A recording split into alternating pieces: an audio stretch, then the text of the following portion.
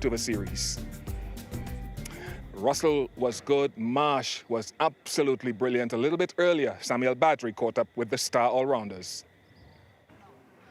Andrew Russell joins me for a quick chat. Drew Russ, 51 from 28, but when you went into bat, the team was 65 for 4. What was your mindset at that stage with 8 overs still left?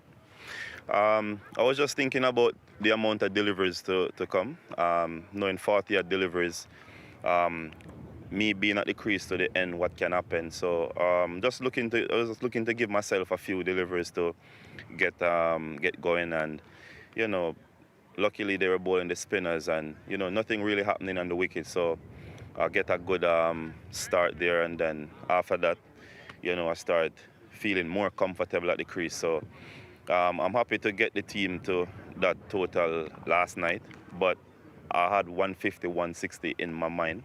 But things go like that, and the bowlers bowl excellent. So happy for them. You made your debut in 2011, Drew Russ. You made your first T20 International 50 10 years later in 2021. How pleasing was it to finally get that milestone? Very, very, very, very happy. I always have my mind on that. Even the series against Sri Lanka, I scored 40 odd twice, and I still didn't get a 50. Raising your bat in a T20 game is always something that I always look forward to. But the where I bat and the amount of deliveries left when I go into bat most times don't allow me to. So I hope it's first of many to come. And in terms of your batting stance, we've noticed a difference. You're covering more of your stumps. Is there any reason in particular for that? Yeah, it's just to be more closer to the delivery. My trigger movement is clearing my front leg. So being closer to the off stump, give the bowlers less room to bowl wide, because that's been the mindset of a lot of bowlers. So being closer to that wide line is where I look to be, clear my front leg, so whatever is wide, I'm still close to it. So it's been working since the last 15 T20 games I've played, and it's something that I want to improve on, because I'm still not aware of where my leg stump is at times. But if a bowler bowl there, that's where I want him to bowl, straight. Well, it worked last night, and long may it continue. Thanks for your time, Drew Russ. Thank you. Mitch Marsh, thanks for chatting with us. Congratulations on an excellent knock last night. You're batting in that pivotal number 3 position. You had a personal best. How was that experience, and do you plan to make that position your own? Hopefully. It's not every day you get the opportunity to bat number 3 for Australia, so something that I'm really enjoying and thankful for. Like you said, it's a pivotal role for the team. Unfortunate last night that I couldn't be there at the end and get us over the line, but hopefully the form can continue. You guys were in a comfortable position, if not a commanding position, and you lost 6 wickets for 19 runs. What would you attribute to that collapse? It was a disappointing night, that's for sure, considering the position we were in. I think it's probably the biggest lesson there is just making sure someone gets us over the line. I think we all probably tried to get down a bit of a rush. Whether or not that was our first game back in a few months and a bit of rust mentally, but I think tonight the focus will be, if we get an opportunity to win the game, make sure you're there at the end. And you have always been a powerful striker of the ball. That was evident again last night. But how do you balance that power hitting with, let's say, strike rotation and more game awareness? It's something I've worked on over the last couple of years for sure. I think you're always trying to add strings to your bow, and rotation of strike, especially in a lot of the places we play it around the world, is really important, because it's not always easy to hit boundaries. So I've had to really work hard at that side of my game, and hopefully I can keep getting better and keep being sort of an all-round batsman. Thank you very much, Mitch, for your time. Thank you.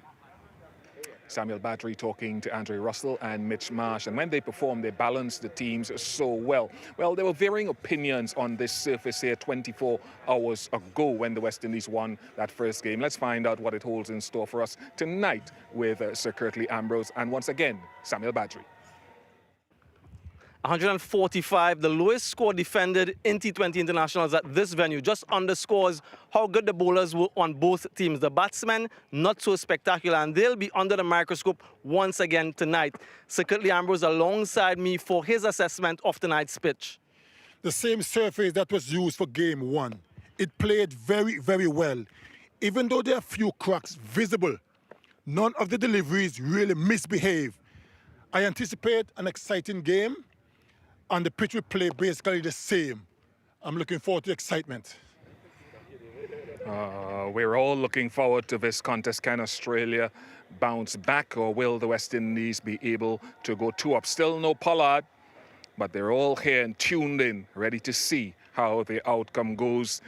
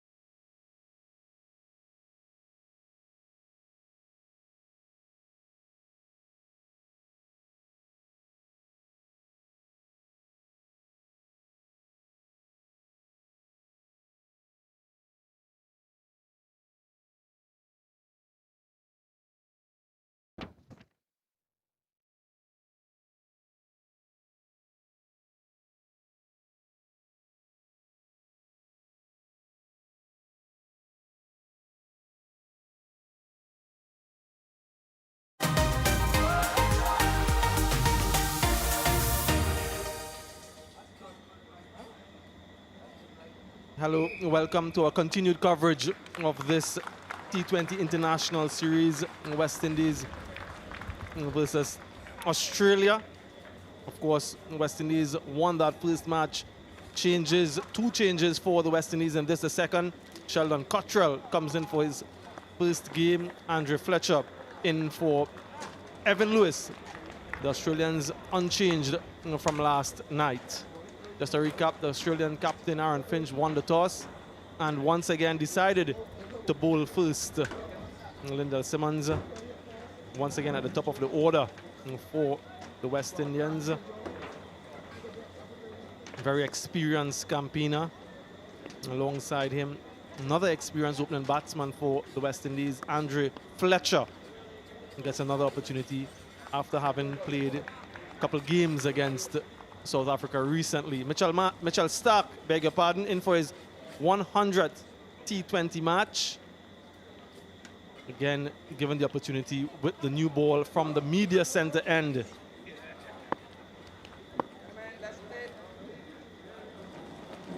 First ball of the second T20 on the way.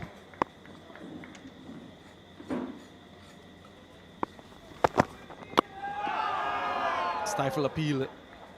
And some early movement here from Mitchell Stark. What we'd expect from him with the new ball.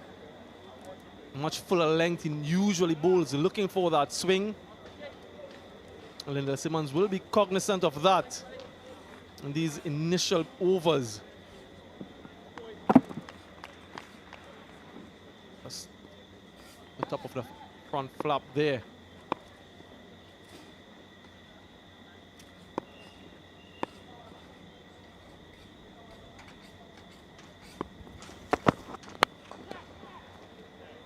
He's off the outside edge. The West Indies up and running. First run on the board. Alongside me, Ian Bishop. Ian, the bowlers did an excellent job yesterday. And they'll want to continue with that, wouldn't they? Hello, everyone. That's for absolute show at Stark and company. Stark has to lift his performance. He's good enough.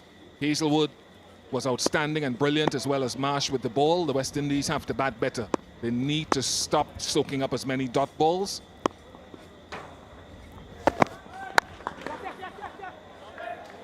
And a couple of good games against South Africa, Andre Fletcher. To have some confidence coming into this series, given another opportunity. Evan Lewis not pulling up 100% tonight. These games are auditions for places, really.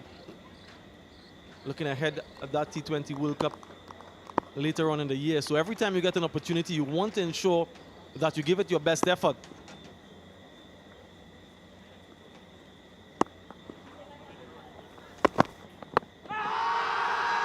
Huge shot. Given out. Will he review it? Andrew Fletcher does.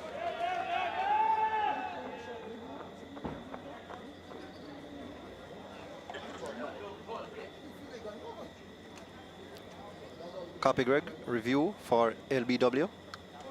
TV umpire director, I have a review for LBW. The original decision is out. It's a fair delivery. I have checked already. Could you move on to front and spin vision, please?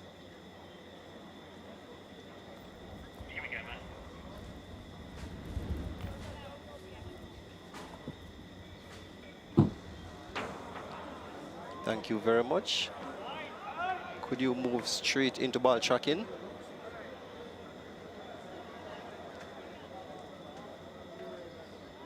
Ball tracker coming up, pitching outside.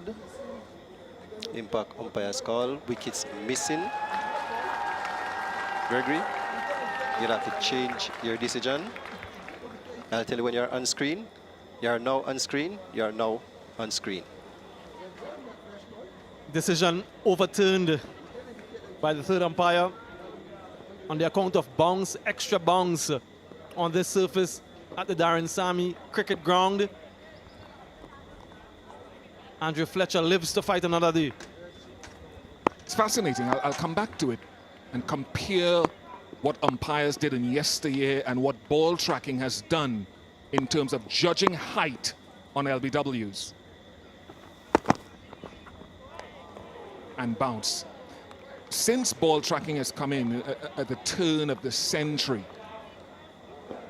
there's been a better assessment, usually more often by umpires, in terms of the bounce of the ball. Now Gregory's looking down and our cameras are looking down, so when you are looking down, the ball always seems to be lower when you're making your judgments than the reality. In years gone by, too young for you, Samuel, umpires would stand in a squatting, leaning forward position back in the 50s so that they could better judge height and bounce.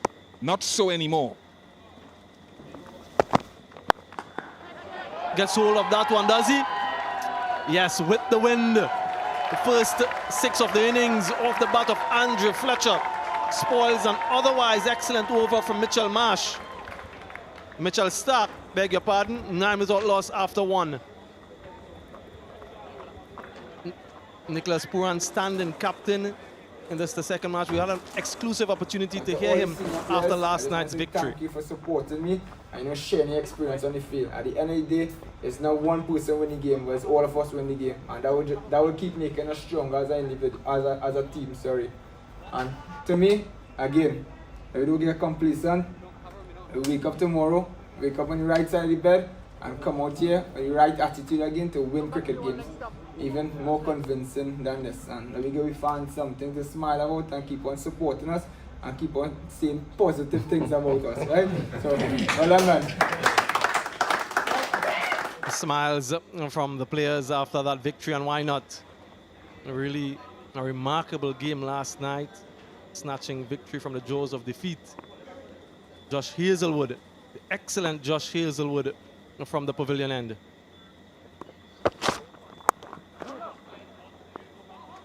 And very important for Simmons and Fletcher to remember what length generally Josh Hazelwood in the power play will bowl. Stark wasn't as full in his first over as he was last night. He hit more of a length, but Fletcher hitting with anticipated angle back in very, very well with the wind.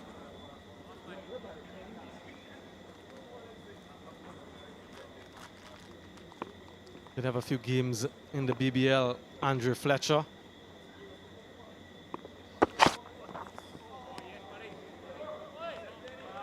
Just cast our minds back to yesterday's power play performance from Josh Hazelwood. 3 overs, 1 maiden, 2 wickets and 3 runs. And it's that length that you're alluding to, that natural length that he bowls. You have to find a way to counteract that, because it is what you're going to expect. It's what he does.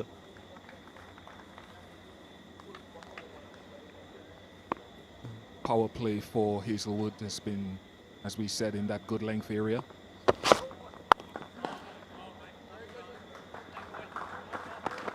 And then when he came back at the death for that last over, we saw those red ones, those Yorkers, which he did so well until the last ball to Bravo, where it was pulled for 6. But what I always like to say, Samuel Badgery, is that teams will be studying you. They will work on what you're accustomed to doing and try to counter it. And so Hazelwood himself will know that if they're expecting to sit back on my length, occasionally I can also go fuller.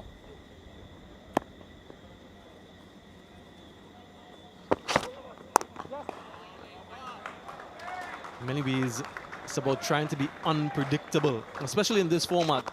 But boy, wasn't he excellent at the start of the innings last night. Evan Lewis, the first to depart, that extra bounce that he gets. And then Chris Gill, cramp for room, and a simple catch. And then at the back end of the innings, at the death, the final over, we got the prize wicket of Andrew Russell with that adjustment in length.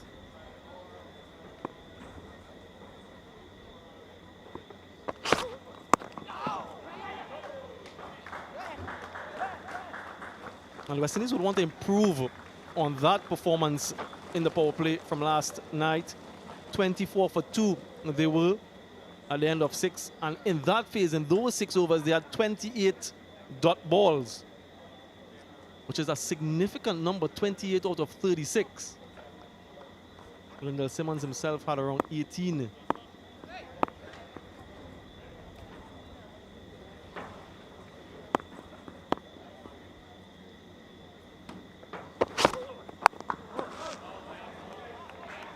Good over from Hazelwood, just 3 from it. 12 without loss after 2.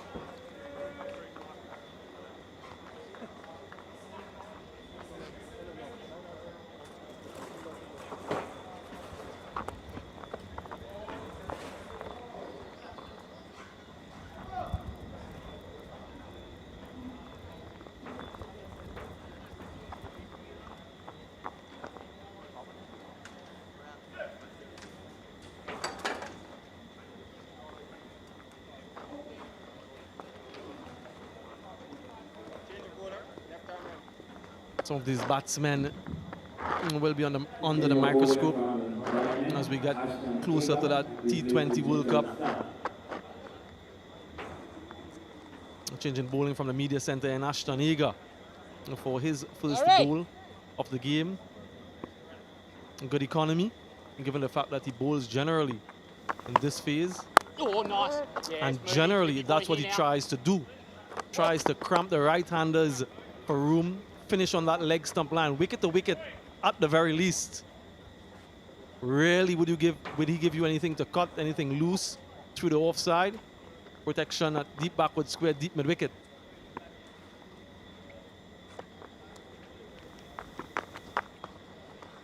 Yes. Reginald. I just feel that he missed out there. Lyndall Simmons got length, got width, but also got the fielder.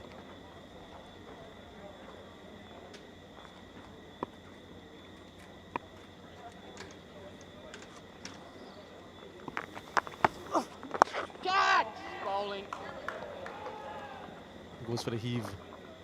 Only a single result.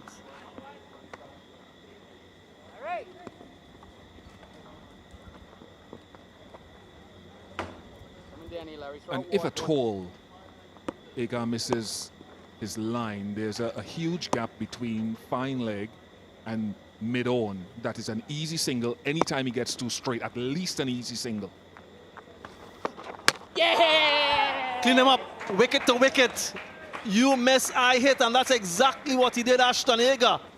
Fletcher misses, his middle stump goes for a walk.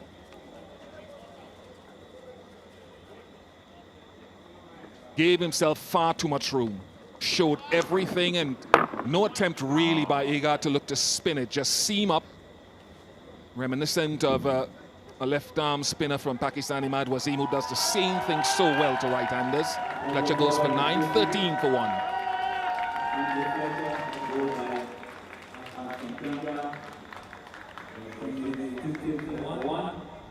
Incoming batsman, Christopher Gill.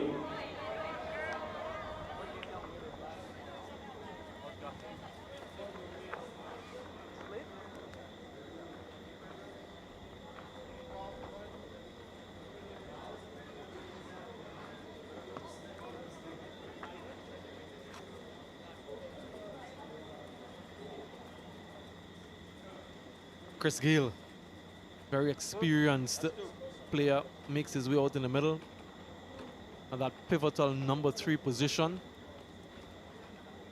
Just 4 to his account last night. Can he make an impact in this, the second T20 International? And this is the reason why he's here. Premeditation from Andrew Fletcher, doesn't make contact. And that thudding sound onto the stumps. Oh! Not what you want to hear as a batsman. A confident start from Chris Gale.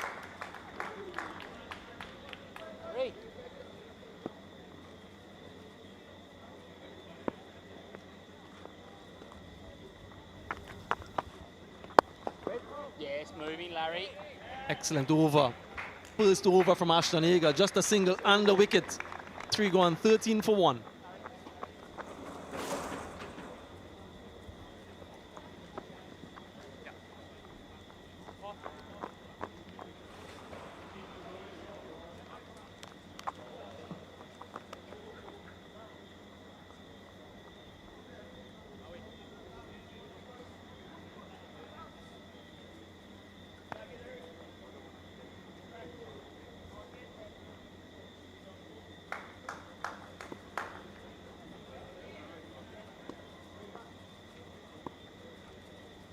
Hazelwood continues.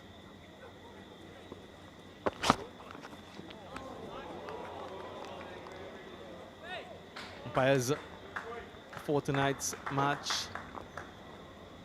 Umpire Joel Wilson presiding at the moment. Hails from Trinidad and Tobago. Experienced official along with Gregory Brathwaite out of Barbados. Both men trusted with the responsibility of taking us through tonight's match. By Gustad, the third umpire. Gustad out of Jamaica. And change in field. Backward point goes back on the boundary. Third man comes into the inner ring. Up in the air. Ball safely. Goes towards that vacant third man region. Not convincing.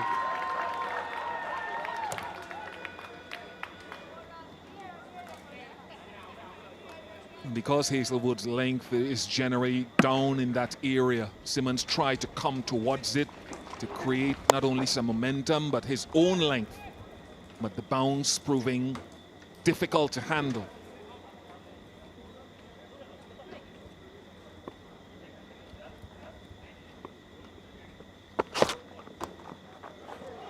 Helps this one.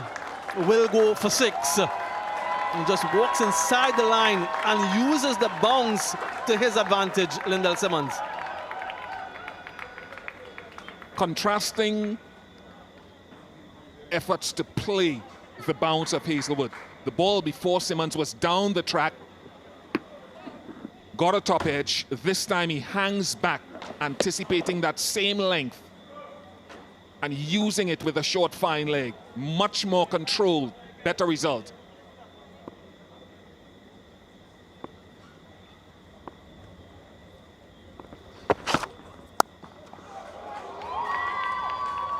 Straight to the fielder. And Josh Hazelwood has already conceded tonight more boundaries than he conceded in his 4 overs yesterday. Just the 1 boundary yesterday. And that was the 6th of the very last ball. And Simmons just using the pace, using the bounce. More convincing the second time around. Kind of where mentioned in the first over where you can probably sit back and force Hazelwood to try to pitch the ball up. Because you know he's going to be bowling that consistent length, and he does it very well, to be fair to him. You'd find very aware batsmen would say, okay, if you're going to be that predictable, I'll sit back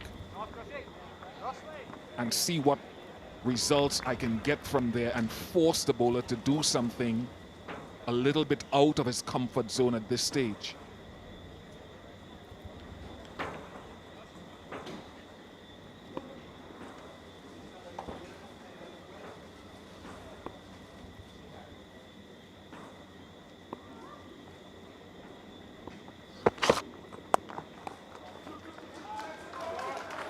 call is for 2. He will get there comfortably. Expensive over from Hazelwood, 14 from it, 27 for 1 after 4.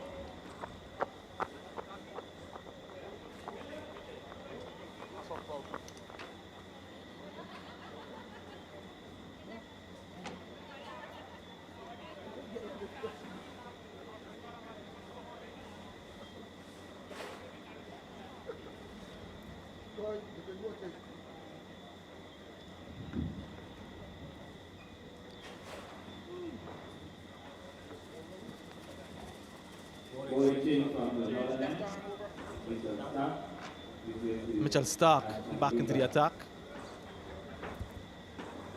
West Indies have already gone past their power play score from last night. They were 24 for 2 after 6. Went to the 5th, they're 27 for 1. So an improvement already in that regard.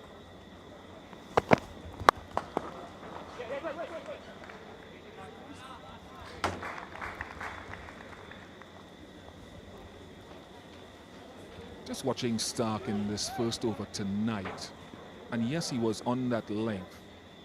The blue ones are from the first T20, that was 24 hours ago, and he was much fuller. He was perhaps too full with the minimal swing last night. Just pulled his length back slightly for a few of those deliveries in his first over tonight. Did get a little bit of swing. Nice single. But in pulling back his length, he wasn't able to win the LBW against Andre Fletcher because of the extra bounce, just enough bounce in the surface.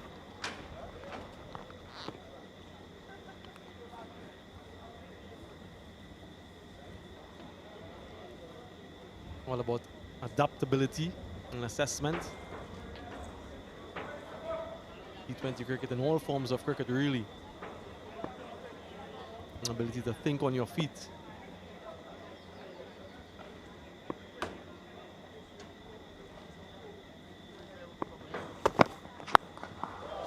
This one's gone. Anything in that direction is going to disappear. Lyndall Simmons gets another 6. It's a tremendous shot. The wrist work is good. The line too straight from Mitchell Stark. Onto the roof of a fellow World Cup winner of Samuel Badri, Johnson Charles Stand, who opened the batting for the West Indies in T20 cricket for a few seasons. One of the things I love about what we saw last night, one of the things was the way that bowlers generally forced batsmen often to try to play their shots into the wind and towards what we'll call the eastern side of the ground. Yes, there were some 6s that were snatched towards the west where that went. But I thought last night was a good exhibition of what bowlers were trying to do and forcing batsmen to do. Is and always has been that strong wind factor at this venue. That's generally the plan of bowlers to do just that, to ask the batsman to hit into the wind. We did have 12 of the 15 6s hit with the wind. But it's all about having that plan and executing. So Stark has got to go more off stump now then, without going too wide. Off stump.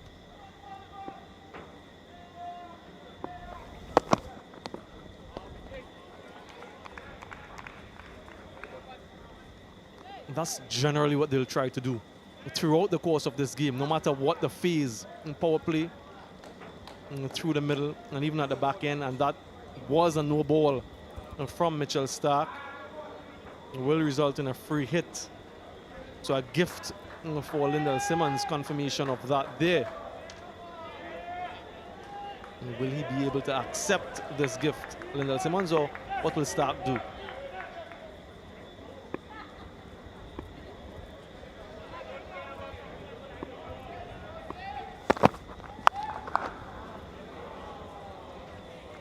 Well, he redeems himself. Mitch Stark Lendl Simmons anticipated that line and went across to the offside. Or just two-ended this one. All is well. That ends well for Mitchell Starc. A historic day for Australia. And Australians, Ash Barty won the Wimbledon singles. First time since 1980. So excellent for her.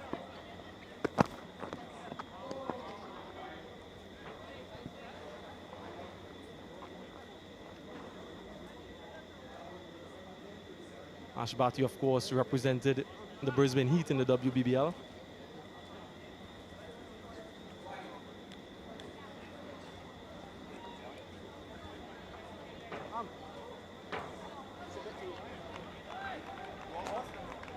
And Simmons just asking for another guard. It seems as though he's asking for an off stump just to make that accommodation for that anticipated line. That's where, again, we're talking about Starc asking him to hit into or against the wind.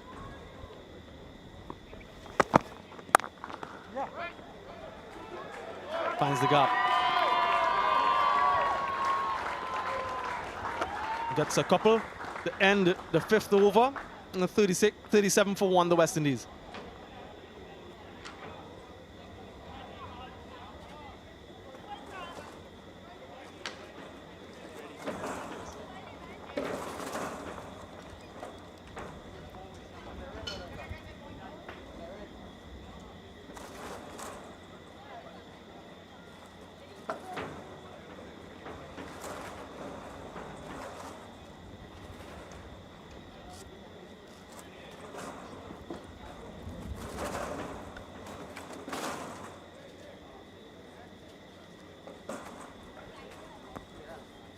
.37 for 1. The West Indies with a better start in the power play overs. After 6 overs in that first game, they were 24 for 2. Already a difference in terms of production of runs. Good evening to everyone in the West Indies. Good morning and happy Sunday to you in the land down under.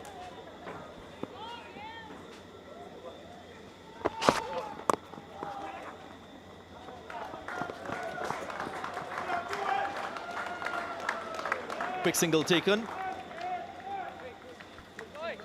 Aaron Finch, very similar in approach with his bowling changes. Again, 3 overs for Hazelwood in the power play overs. I expected him to go with Ashton Agar for a second over. Didn't do so. This time around, 2 overs for Mitchell Starc. Only bowled 1 in that first match. That's 1 within the power play, so just a subtle change to strategy from the Australian captain.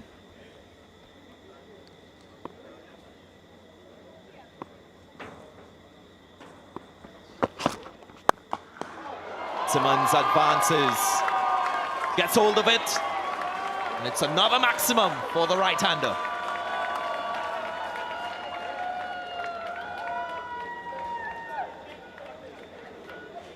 I think that's the difference. The movement of the batsman in his crease, out of his crease, to advance to Hazelwood. He's getting a maximum here of this one. Simmons.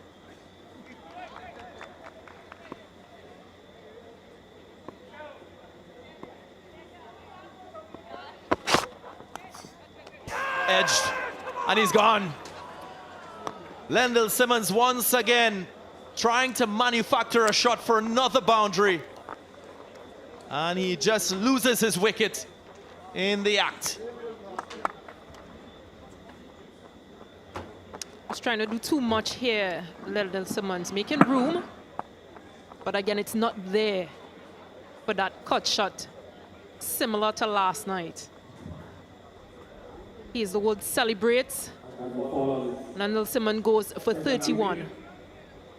West Indies 44 for 2.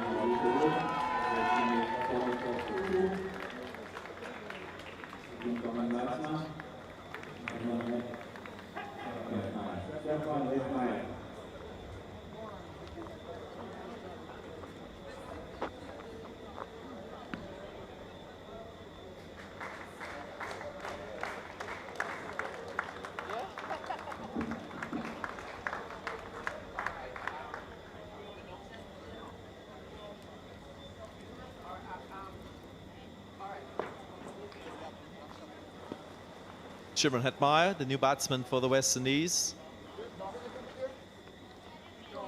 Had to bat through the middle overs in that first game.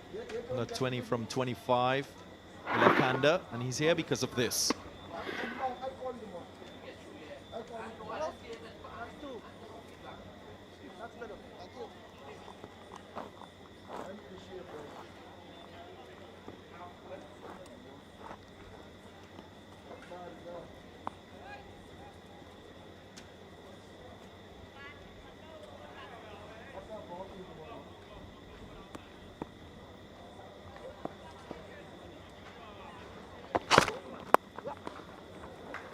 Off the mark straight away, Hetmyer. Many of you Australian fans will be following this Australian team. There's an interesting stat about this squad and team. Since 2013 in white ball cricket, only 3 times Australia has played without Warner, Smith, Maxwell and Cummings. And on all 3 occasions, they've lost.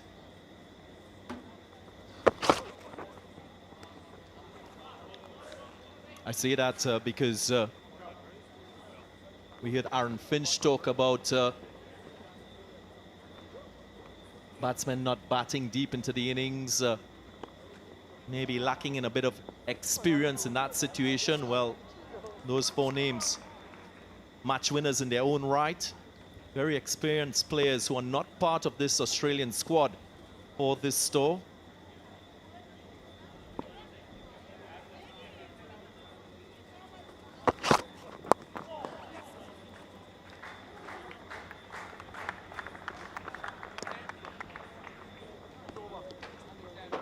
Six for 2, end of the power play overs.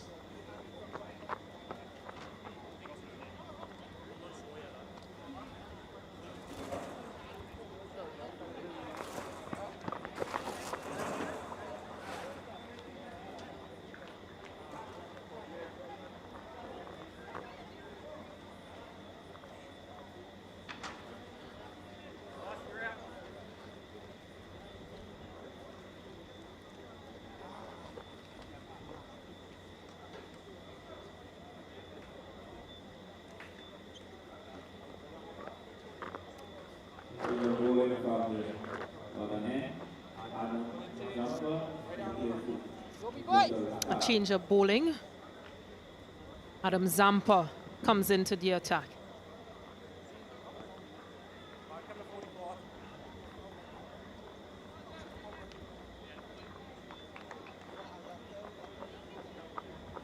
Boy.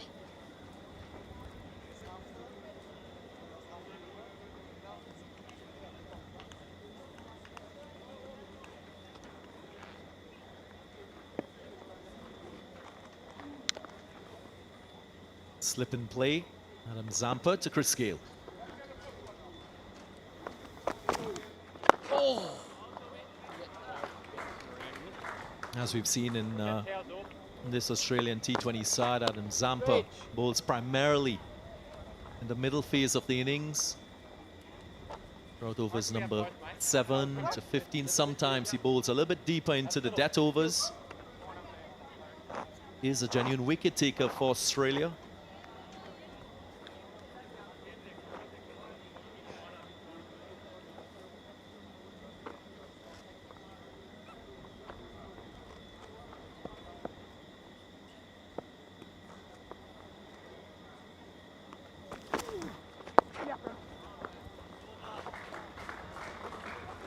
Not much fielding position changes. 2 left-handers at the crease. Boy.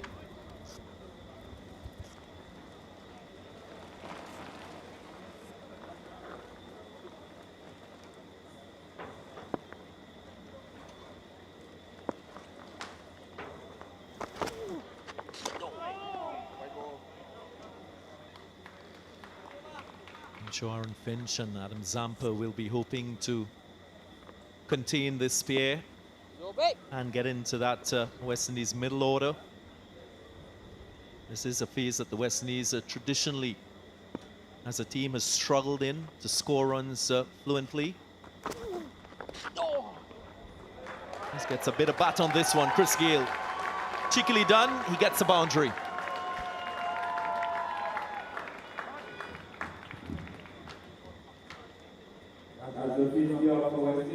It's good to see. Just a nice little paddle. Gets him 4 runs, Chris Gayle.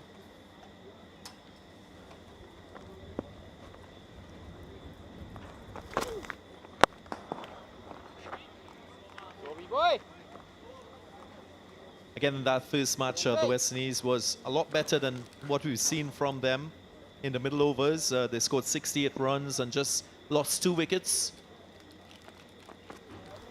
Bowling. A lot of that effort had to do with Shimron Hetmyer and how he played in that phase. Boy.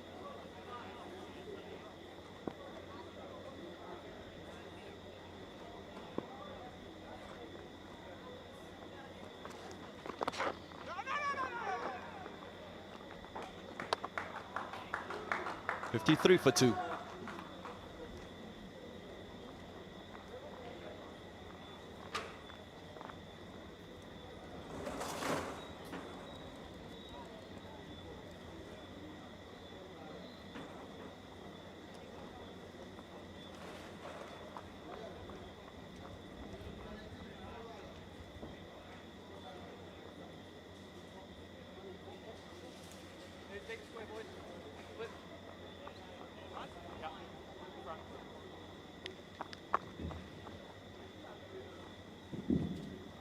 First time in this game, we'll see Mitch Marsh, who did a good job in that first game. 2 for 26. His all-round skill coming to the fore. He scored runs. Will be high on confidence. And just as you mentioned, him and Zampa just coming in these crucial overs. These crucial middle overs.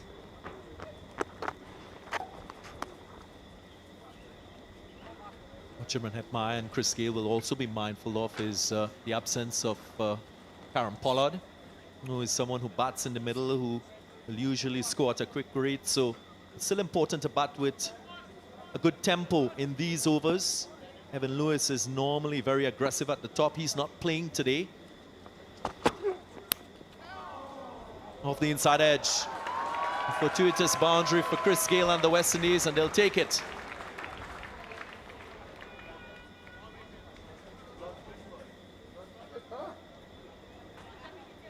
Yeah, just an inside edge from Chris Gayle, but it gets him a boundary. He started off very slow and very quiet.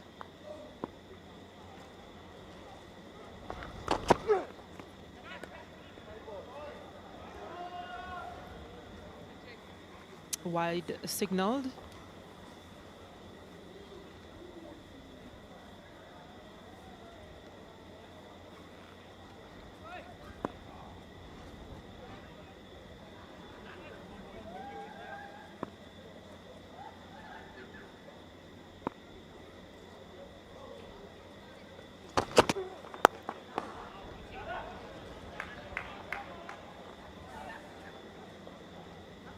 Just being very patient here, Chris Gayle.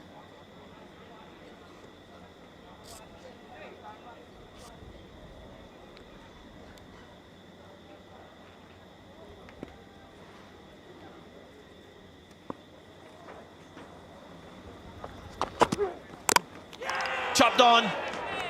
Chris Gayle trying to force it through the offside. Just didn't get it right, and another wicket for the Australians.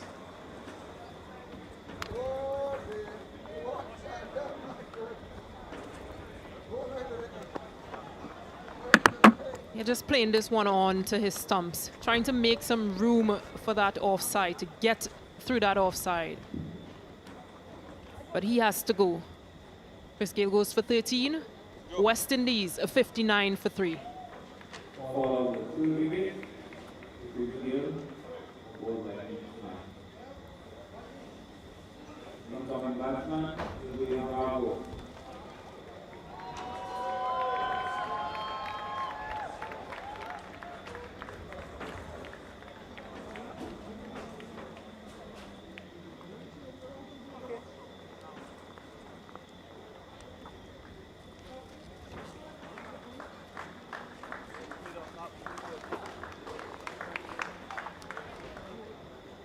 Dwayne Bravo gets a promotion. Batted at number 8 in that first T20 International. Now he is here at number 6 because of this Chris Gale. Bravo at number 5, I beg your pardon. But Chris Gale just trying to force this one. His run of low scores continues. Just cannot seem to get going in these T20s at home. 56 runs in 4 matches against South Africa and already in 2 matches here.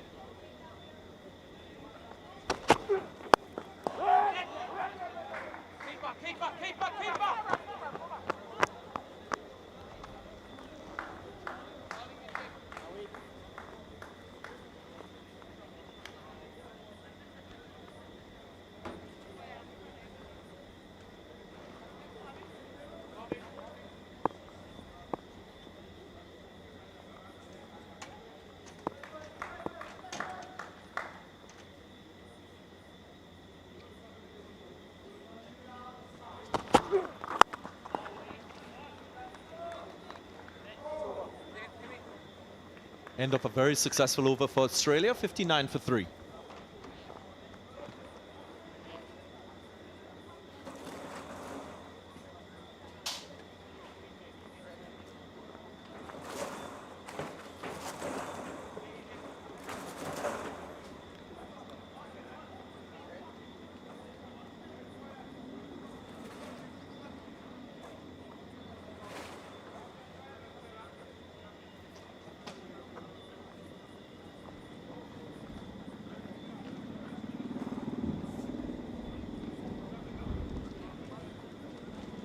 Australia just pulling things back a bit. Last wicket fall that of Chris Gale. Ashton Agar, after a successful first over, back with the ball.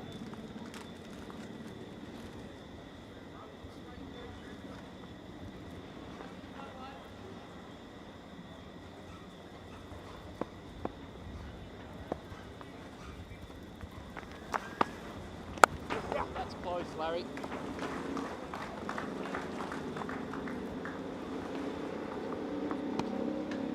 Of course, fans are allowed to witness these matches here in St. Lucia, fully vaccinated fans. There is Darren Sammy, former captain of the West Indies, and alongside him, right of screen, Mikhaili Charlemagne, one of St. Lucia's 5 athletes named for this month's Tokyo Olympics. 18-year-old will swim in the 50-meter freestyle. Great to have both of them at the ground.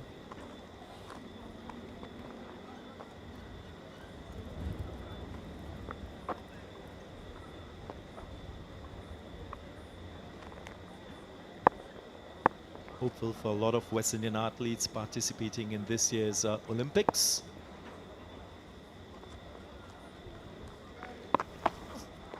Nice bowling. Moving Moses. Well, since 2016, Bravo has never batted this high in T20s for the West Indies, so here he gets an opportunity. Bowling. I think with a lot of questions around that anchor position and having a senior batter in the middle with young Hetmyer and young Puran. I think it's important that, yeah, he can step up into that middle order and, you know, just help guide and speak to these players, encourage them.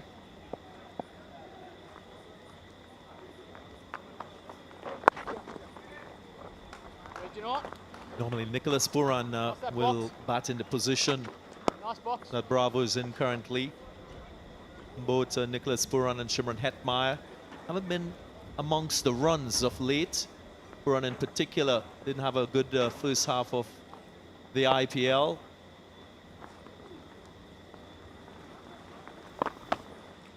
Oh, that's a nice spin.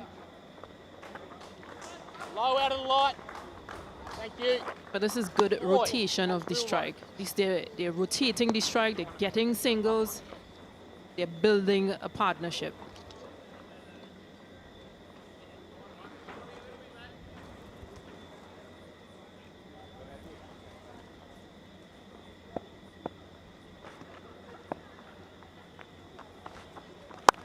Oh, that's close, lads. Ball.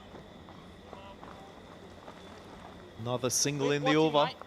And just 6 runs coming from it, 65 for 3.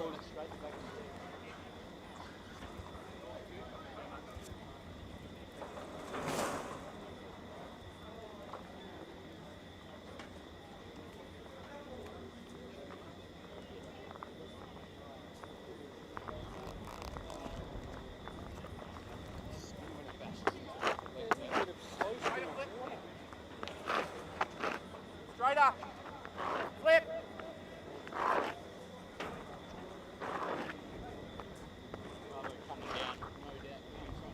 That run rate just slowing down a bit in the last 3 or 4 overs. West Indies focusing on preserving wickets and making sure that they can explode in the end. Remember, the average first inning score here at the Darren Sammy ground, 154. They'd want to be above par. Cuts it away. Nice diving effort in the field. And McDermott doing the work for the Australians. Yeah, this one was nicely played by Hetmyer, just picking that gap. This was a good fielding effort by McDermott, just saving 1 run. That first game, the Australians missed a couple chances, not as efficient and effective as they would have wanted to be. So I'm sure Justin Langer, Aaron Finch would have spoken of that as an area for improvement.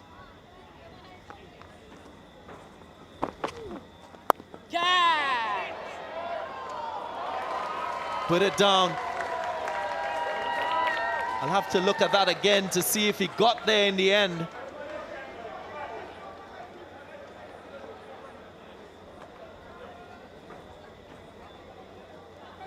You're just pushing up this one, Dwayne Bravo.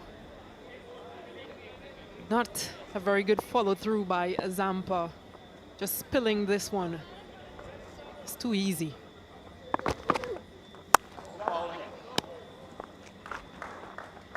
And that's a surprising delivery. Previous one just bounced a bit on Dwayne Bravo. I think he was expecting that extra bounce, a slower delivery, and it should have been taken. Zampa will be disappointed with that effort.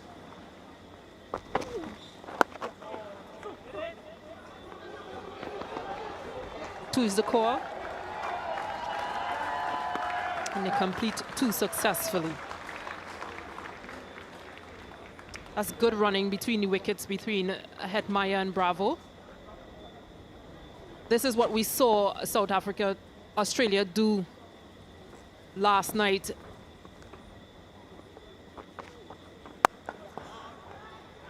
Another single for Hetmyer. He scored off every ball he's faced so far in this innings.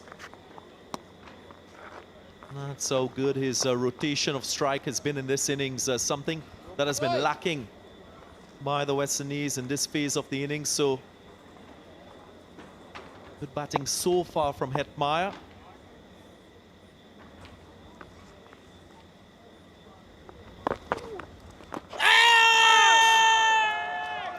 Looked like there was some bat on that one. Just a single. Only 2 boundaries beyond the power play overs. At the halfway stage of the innings, 73 for 3.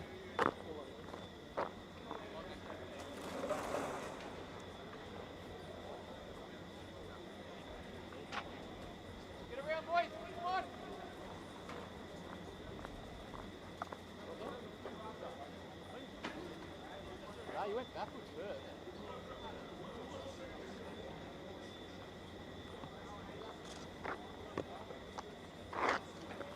All right.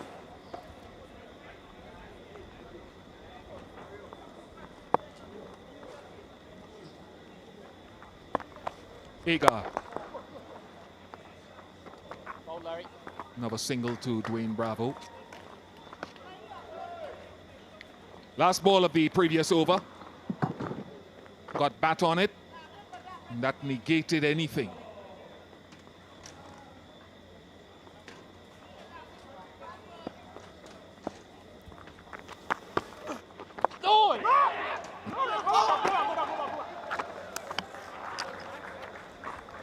Hello, Kirtley. Hello, Bish.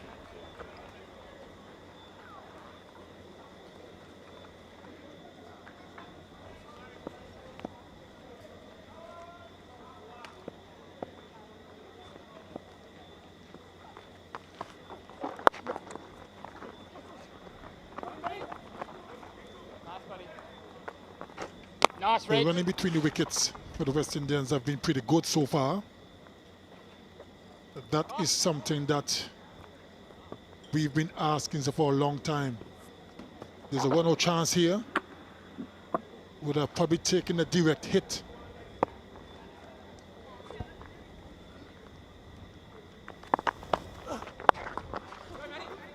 Too far, sorry. Very good running. Talked a lot last night about how Australia ran well in their first 10 overs anyway. It's a good example so far in this partnership of Hetmyer and Bravo. They need to go on for a while yet, though. Point I want to make later if we get the chance about why Bravo's there. It'll speak to the fact that we've just another layer. We're talking about someone who can hold the middle overs together, because you don't maybe trust Andre Russell to bat this many overs. Or maybe that his role is not this. Nice, buddy. Come back to it. 11 overs gone, 78 for 3.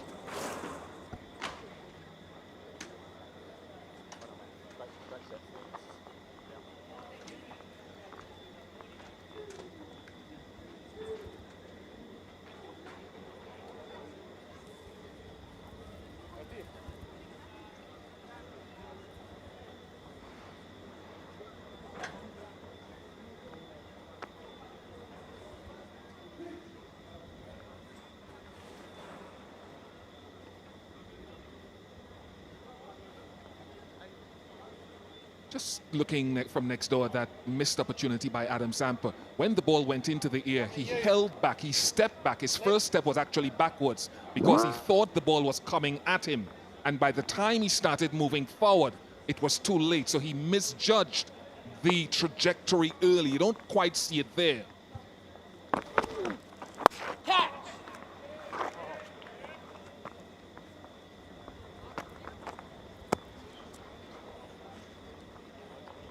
Probably the sound when the ball hit the bat, he probably thought maybe it was going to come towards him, and it didn't.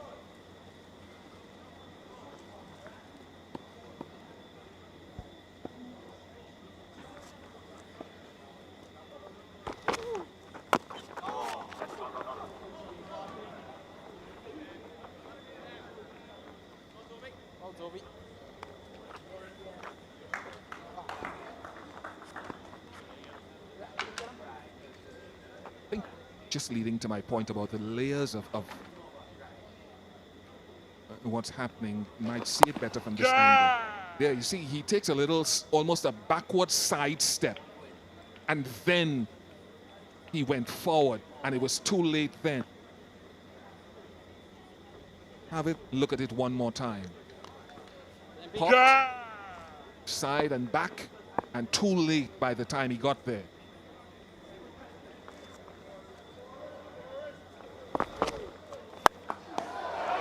Big shot. That is huge. Dwayne Bravo. All the way over the side screen into the boundary for 6. Powerful hit.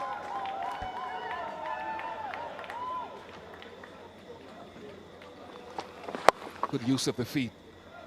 And you know, so many people tend to forget. I don't know how long this will go on for with Bravo, but Bravo made his international debut as a batsman who bowls, not a bowler who bats. Long time ago. That's the point I'm coming to, that West Indies are fighting to get someone to bat through the middle overs. And here's the layer I'll add to this, whether you need one of these anchors or not.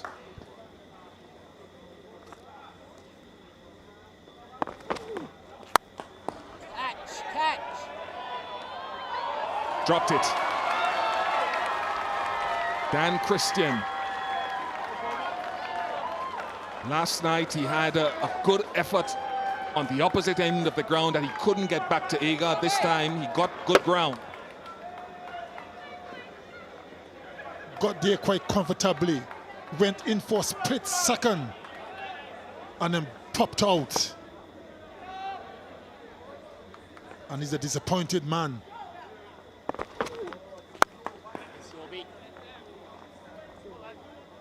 88-3. Come on, boys.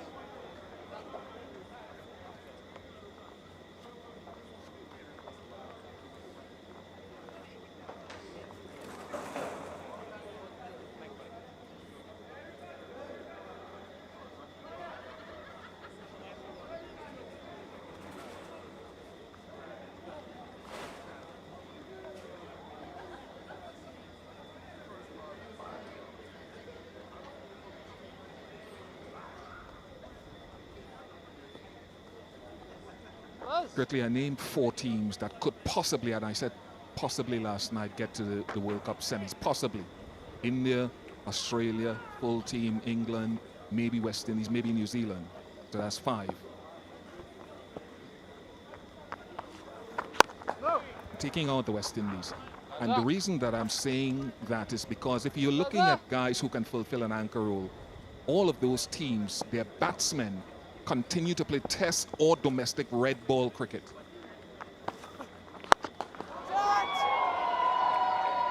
It got enough on it, just enough. Mitchell Starc was eyeing it up. And it's a game of inches sometimes. He was right on the boundary ropes. Thought for a brief moment that he's got it. And just enough to go over the ropes for 6. Good skill. That's the sort of soft skill that guys who play red ball cricket are able to execute for a long time. So they are depending on this young guy. Not too many of this West Indies team play red ball cricket. Some guys haven't played for 7 years, 6 years. Chris Gayle back to 2014. Pollard 2015. Hetmyer still trying to get a second first-class 100. So it just adds a little layer of how demanding it is for them to get guys to bat through the middle at a tempo. All those teams that I called have a top order consisting of 3 or 4 guys who play white ball cricket as well as red ball. So the muscle memory recently is there.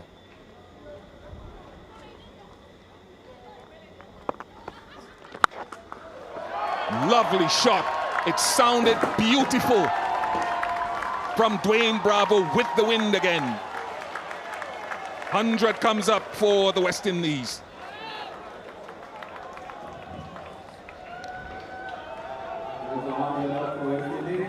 Certainly was another mighty blow from Dwayne Bravo. Just clearing that front leg a little bit. Sounded really sweet off the bat. And into the stands. And the spectators who are here really enjoyed that one. Get some new balls. You think back to the 2 World Cups of West Indies. You were there for 2016. You had a guy called Marlon Samuels who was absolutely critical in batting overs and then accelerating to the middle. 2 match-winning knocks in 2 finals. He was playing Test cricket regularly at the time. That's what made a difference. Marlon Samuels knew what to do and did it to perfection twice. First wicket to go, Andre Fletcher, giving himself some room. Second was Lendl Simmons, edging to the keeper after a brilliant innings. And Chris Gayle, his struggles continues, dragging that one on.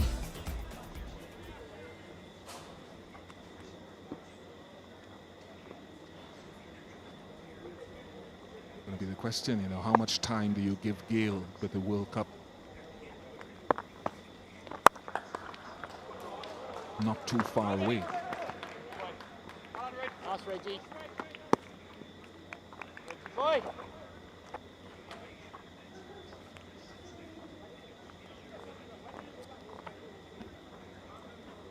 Christopher Gale certainly has struggled for quite some time now.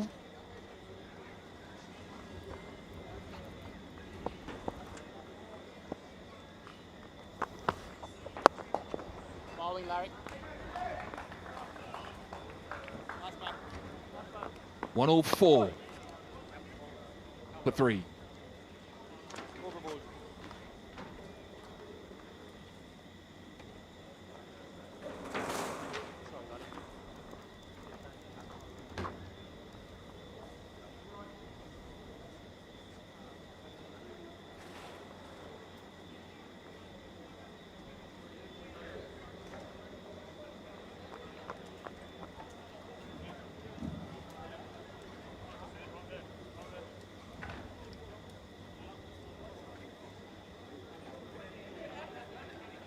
You can rally in your West Indies gear this summer if you shop now at castor.com/collection/West Indies. Get your replica gear,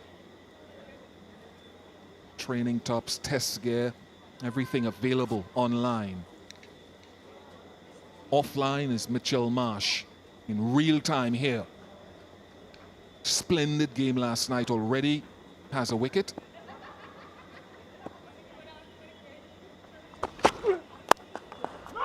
And what he did last night to Hetmyer was that he bowled across Shimron Hetmyer last night consistently from that very end until Hetmyer nicked to Mitchell Starc, who was at a short third man position.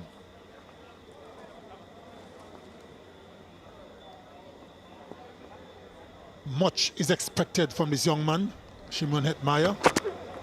That was last night. Brilliantly caught the short third man by Mitchell Starc.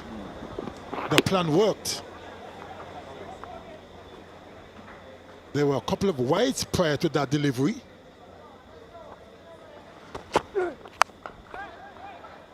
But they knew what they were working on and succeeded in the end. Let's see if he continues. He already did it the first ball to Shimron Hetmyer.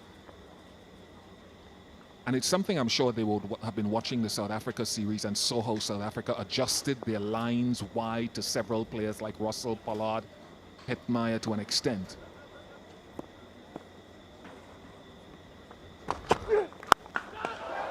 Hetmyer got across towards off stump and has launched that beautifully.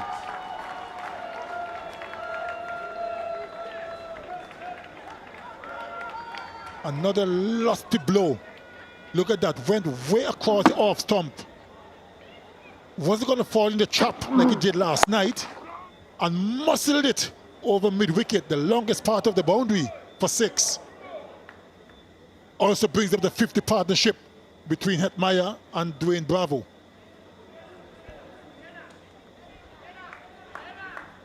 Only from 37 deliveries. That is good going.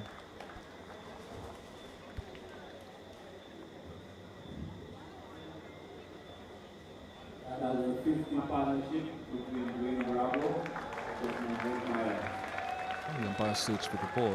I think it's how you pace the innings. The West Indies managed to get over the line last night, but I still felt Hetmyer needed to do a bit better. He was less than a runner ball, so he didn't quite find the groove last night.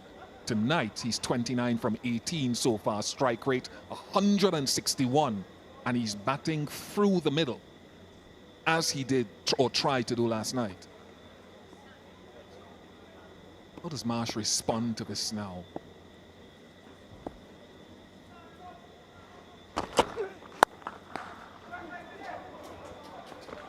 Hetmyer again anticipating the line and cross. And I like the fact that he went through the offside, didn't try to force the onside. Very good running as well. Have to commend Hetmyer and Bravo for the running. has been good. And that is exactly what we want to see more often.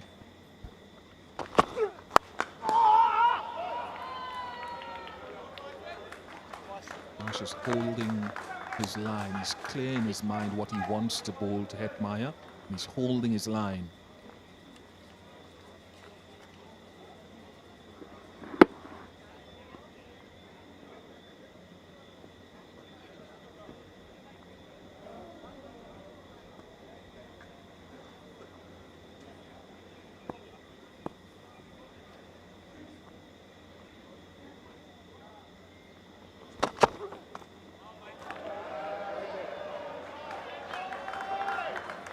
Wide called because of height. Mitch Marsh bowling a short delivery, but in the umpire's mind, a little bit too high. Let's have a look from side on. Yes, good call. That's the correct call.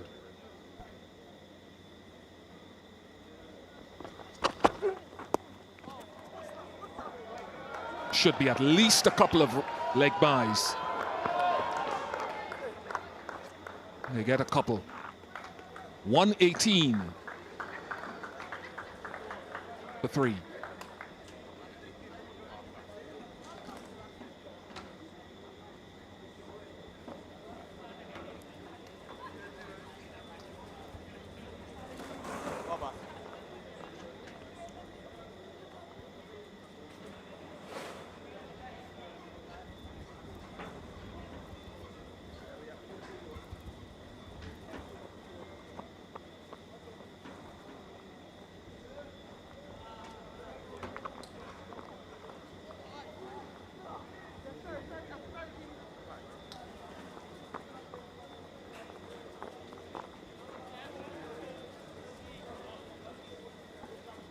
Captain with the pads on. Andre Russell doesn't look as though he's got the pads on. Can't see him in shot. There he is, yes, he's got it on. Who comes next? Tremendous! Such a sweet use of the feet and timing.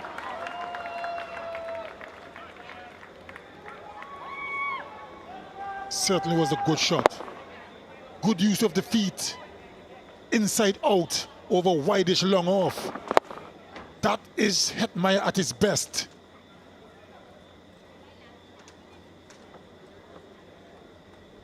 And he's a man on a mission.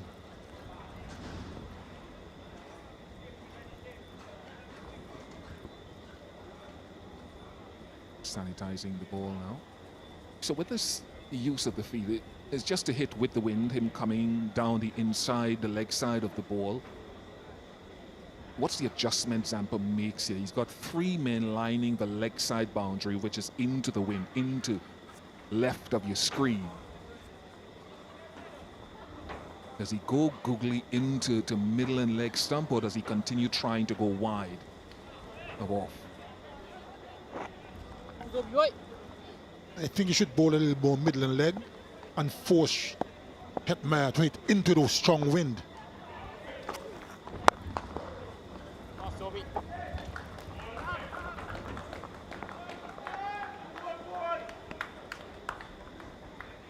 This is good cricket so far by the West Indies.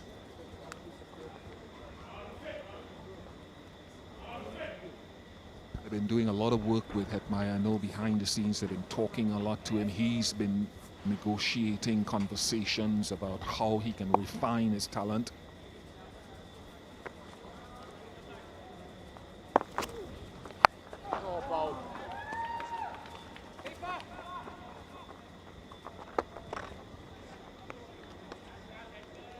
Well, a little bit unlike Dwayne Bravo, because he really fancies the offside.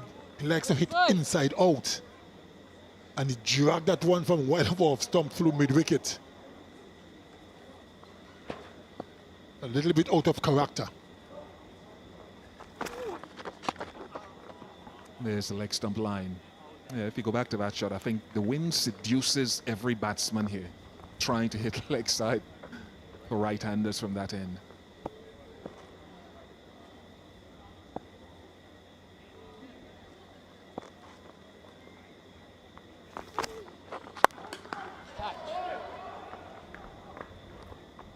Where can they get to? Where can the West Indies? Russell to come, Puran, we don't know in which order. Maybe it'll depend on who gets dismissed, left or right-hander, maybe. Russell certainly is in good form, so you'd want him to get deliveries.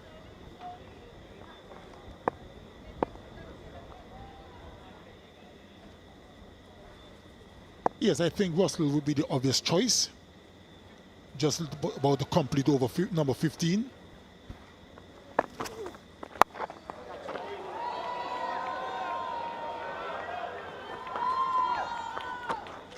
Mishit it. It almost hit the bottom of the bat, so he didn't quite get the wind to help him as much as he would like. 129 for 3.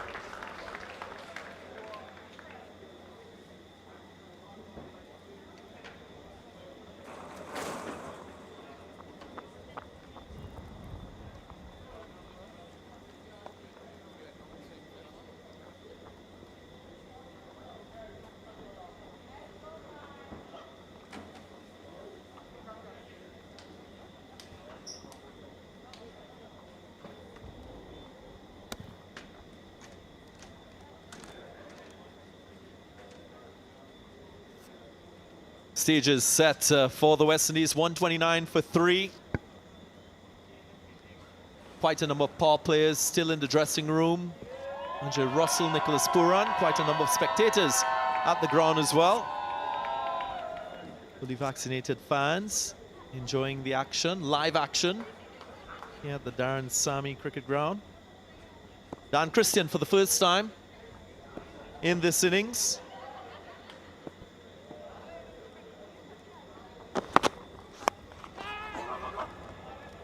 Just miscued this one. I'm surprised that Aaron Finch waited until the 16th over to introduce Dan Christian. Bowled the 9th and the 18th in that first game. There's been a lot of talk about his inclusion in this Australian side. Samuel Badri of Aboriginal heritage as well, Dan Christian. He's given yeoman service to Australian cricket. This is a phase of the game they'll need to focus on. West Indies, they usually score in excess of 10 runs per over in these death overs.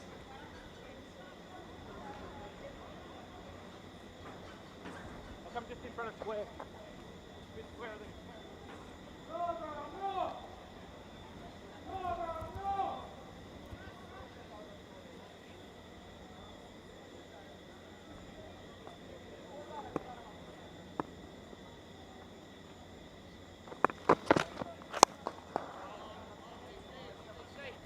That's a good delivery from Dan Christian. Just followed Bravo. We have a wonderful, wonderful part of the world here in St. Lucia for this 5-match T20 International Series. The majestic Piton Mountains, very famous around the world. Marigot Bay, Pigeon Island, the Sulphur Springs, so much to do. There's so many places to visit. Really a honeymoon destination as well. St. Lucia, warm and friendly people. Put it on your list as a place that you must visit. Good running once again from these two. It's been the hallmark of this partnership, apart from the good balance in boundary hitting and rotation of strike. Immediately, the intensity was there in the first run. There was no hesitation in going back for the second. What we've seen from the left-handed Sherman Hetmyer in particular, we've also seen it from Dwayne Bravo. They're making the accommodation to get access through that onside to hit with the wind. So Hetmyer is moving quite early across to the offside. Finds the field on this occasion.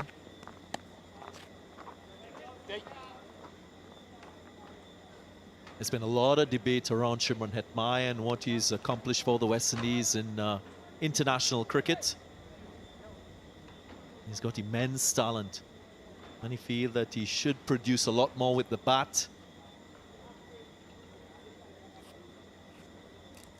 Was the captain of the West Indies under-19 team that won the World Cup, under-19 World Cup in 2016.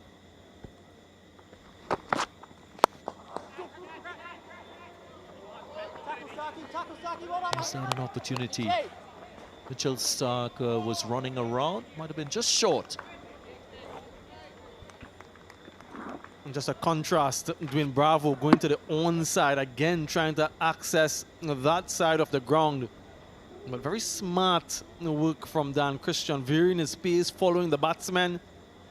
So it's good counteractive play here between these two, batsman and bowler.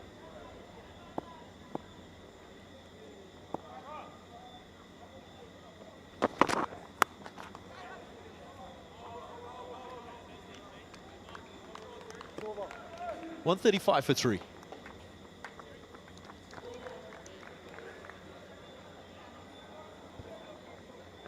There's a strong wind factor at this ground. So batsmen will look to target that portion of the ground with the wind. You can see what happened yesterday. He stood very straight in his crease, but today he's making that accommodation. Sherman Hetmyer yesterday on the left of screen, tonight on the right. So he's moving quite early so that he can access and reach those deliveries.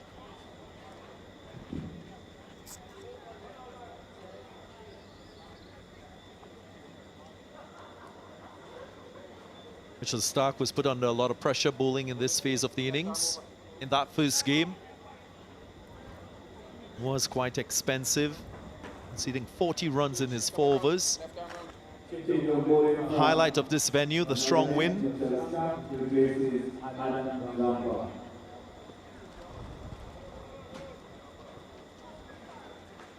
So from this end, the media center end, he'll be bowling outside off stump to Dwayne Bravo. Dwayne Bravo, however, is very strong through that region.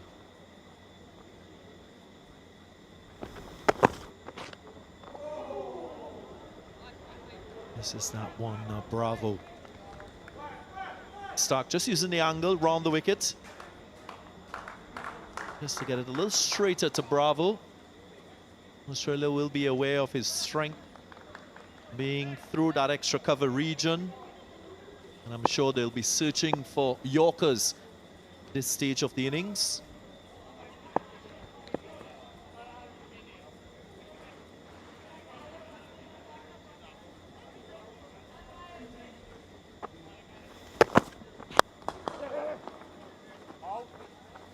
Gets it in that full region. Mitchell Stark.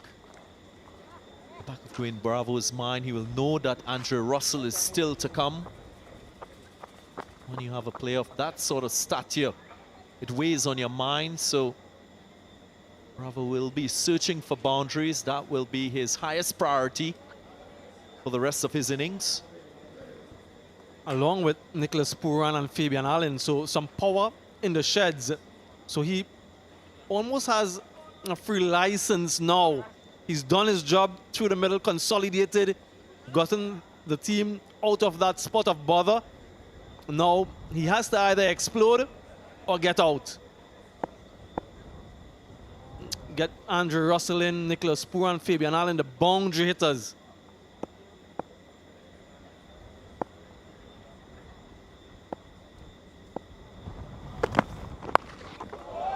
Oh, that's good class. Shimron Hetmyer is the epitome of talent. Gets his 50 in fine style.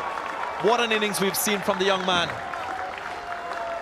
Absolutely magnificent, well-paced, good tempo, good balance. Really an innings of class and authority from Shimron Hetmyer of just 29 deliveries. Good anticipation and invention as well. Knew the length that Stark was looking for and just used that to his advantage. Very courageous shot as well.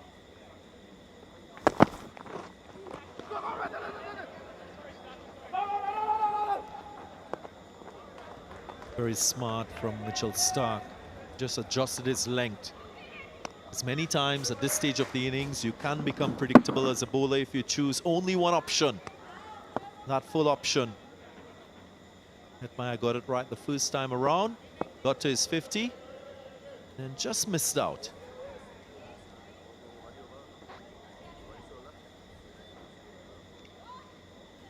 Where will he go now? Defensive Yorker just inside the white line. Or will he go attacking Yorker full and straight?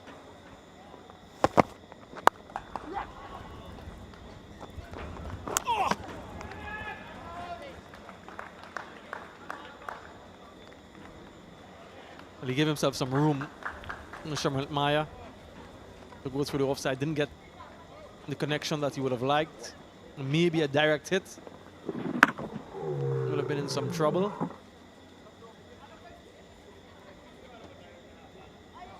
Been really good in the field in these two matches so far.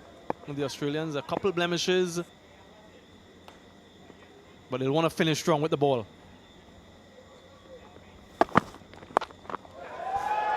Blanked. Might just go all the way. It does.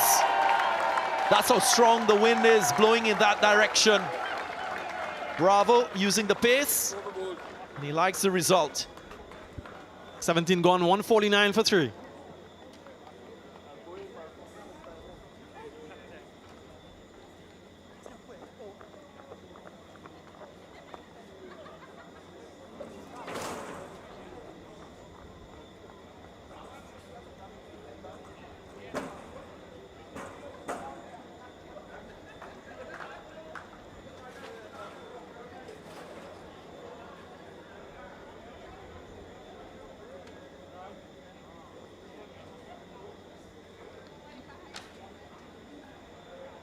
Bravo and Hetmyer, they've put on 90 runs in this partnership of just 59 deliveries. 7 sixes, no fours in this partnership.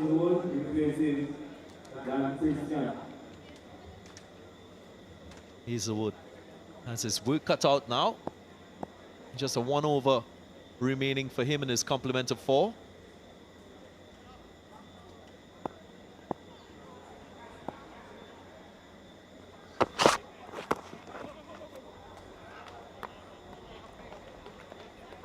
Piece off the ball, kept it straight.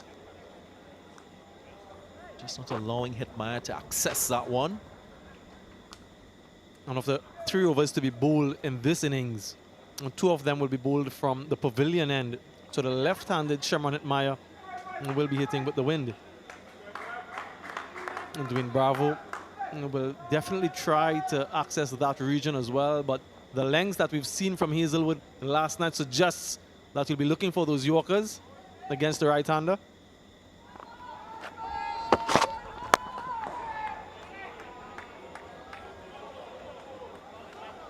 Did well on that occasion. So important as a bowler in these death overs to keep your eye also on the batsman and his movement. Not good for the Australians. Extra conceded. Second no ball in the innings for the Australians. Just confirmation, nothing behind the line. I'm sure the coach will be making a note of that.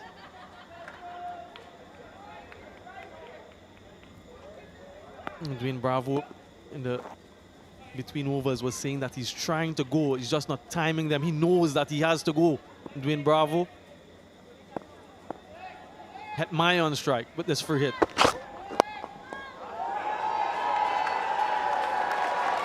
So composed, Hetmyer. Ball signal looked as if it went all the way. But we'll have another look.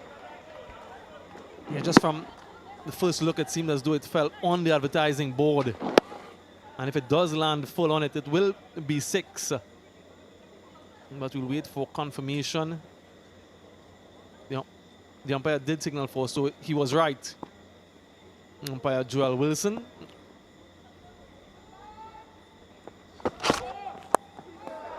Goes again, finds the gap. That's a nice shot by Hetmyer. He's turning it on. 100 partnership for these two. What a partnership this has been. Dwayne Bravo and Hetmyer. Josh Hazelwood missing both his line and his length. You cannot afford to bowl straight from that end unless it's a Yorker, unless you absolutely nail that delivery. Just 63 balls between these two. Through the offside. Just flies over that third man area. Hetmyer now firing on all cylinders. We'll see this from these two at the crease.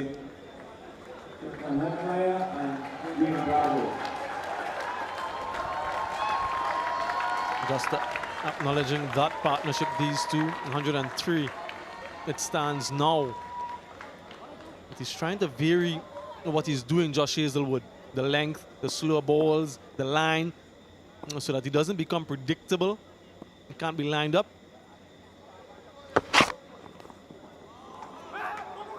Just misses out. Will be run out, yep. Bravo was quick to call. Hetmyer a little bit slow in responding. And he departs in a soft manner after a well-played half-century. Yeah, simple dismissal in the end for Josh Hazelwood, going after everything. And called him through the Dwayne Bravo. Matthew Wade was equal to the task and knew exactly what needed to be done. But an excellent innings from Shimron Hetmyer, 61 from 36, comes to an end. West Indies 162 for 4.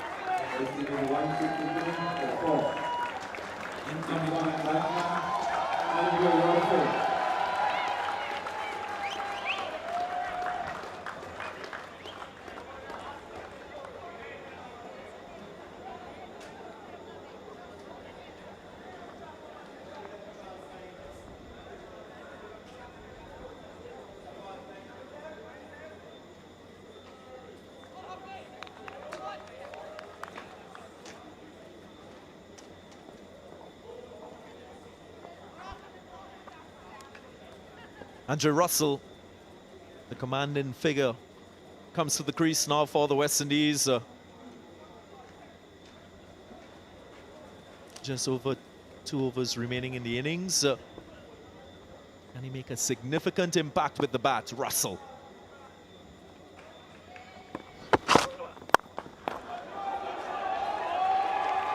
Might be 4. Oh, good feeling. And Christian saves a couple runs. 18 gone, 164 for 4.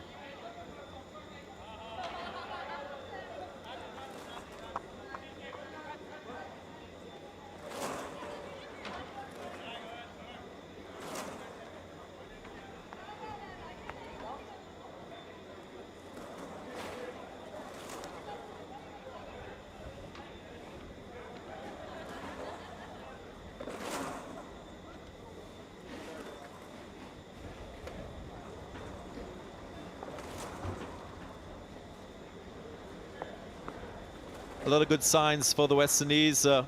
More consistent run scoring throughout the innings. Not losing wickets in clusters.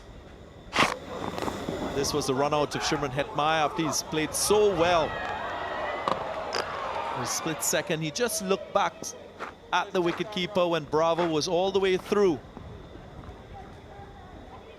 In the end, he was just short. This man now has the opportunity. Make use of 12 deliveries remaining in the innings.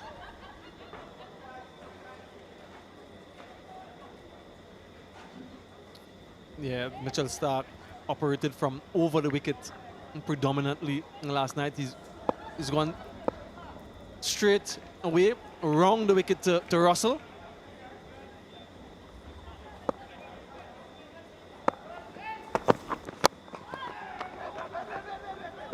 Very good first delivery. Mitchell Stark went full and straight. This was last night. From over the wicket, he was quite wide, allowed Russell to free his arms. Russell at that stage was going after everything, so I suspect his lines will be a lot straighter. He might be a lot fuller. Just to contain the power of this man. He has to be thinking Yorkers, doesn't he, Mitchell Starc? A Yorker in any venue, any condition is an excellent delivery once you can execute and nail them. He just picked it up. Was a pacey delivery, 140 clicks. All Russell had to do was get bat on it, and he did so nicely. Yeah, quick hands here from Dre Russ. Just a flick of the wrist. A whip, really.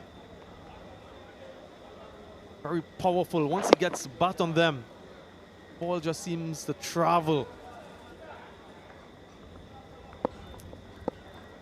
This is where Russell is so dangerous. There's one line of thinking, boundaries. Wow! Off the middle of the bat and flies away for 6. Russell power. And that's an excellent description, Darren. Dangerous. Dre Russ, again, a magnificent blow. And that ball will have to be sanitized. This blow, look at that. And such a good swing of the bat. And he's hit a few of those last night in that direction. He's got another one tonight. 174 now.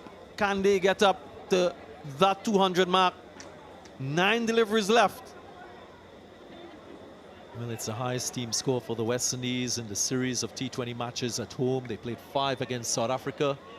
This being the second of this CG Insurance T20 series.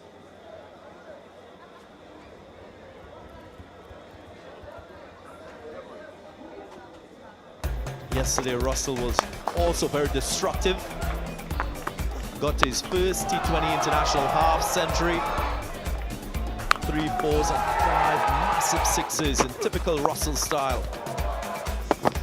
Took the West Indies out of trouble. They were in a spot of bother, and then he played this hand.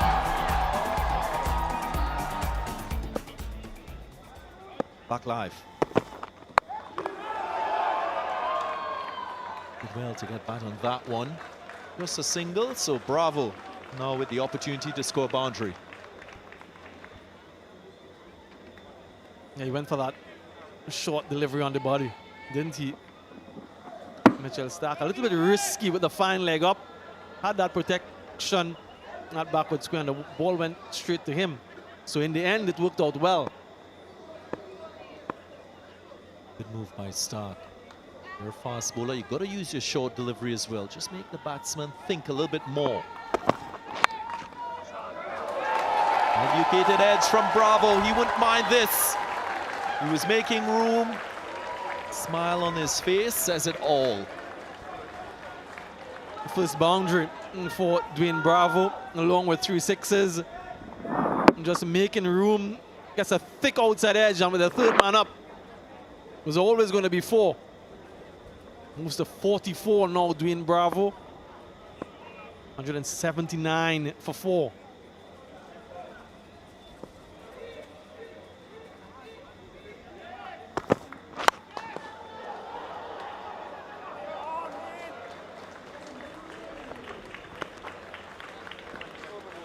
Very good over for the West Indies. 16 runs coming from it. 180 for 4.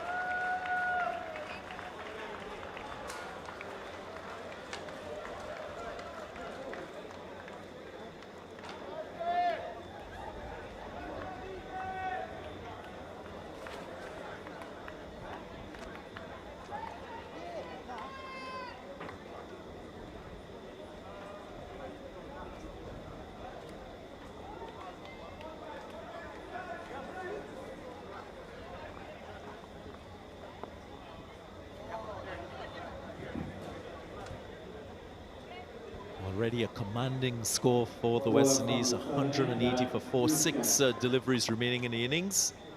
Dan Christian will have the responsibility to bowl these. Yeah, wind or not, they'll have to go for everything in this over.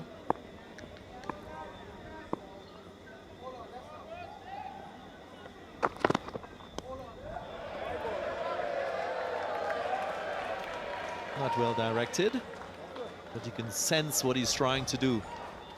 Stay quite straight to Dwayne Bravo, not allow him to hit through the offside. A quick chat between Dwayne Bravo and Andre Russell. I just suspect it is to get Russell on strike. Whether he hits it or misses it, Dwayne Bravo. I'm just putting him on alert to that fact, Dwayne Bravo.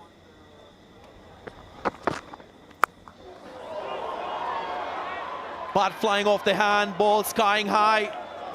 Zampa doesn't get there. Not easy to take a catch like that in the night sky with high wind as well. He never looked confident under that one, Adam Zampa. No, not for the first time. We've seen something like this from Dwayne Bravo. Just loses it completely. But that swirling wind and in the night sky, running back, never easy. Now Juros, 5 deliveries, 1 strike, final over. 12 sixes in the innings for the West Indies, 7 fours. Can they add to it?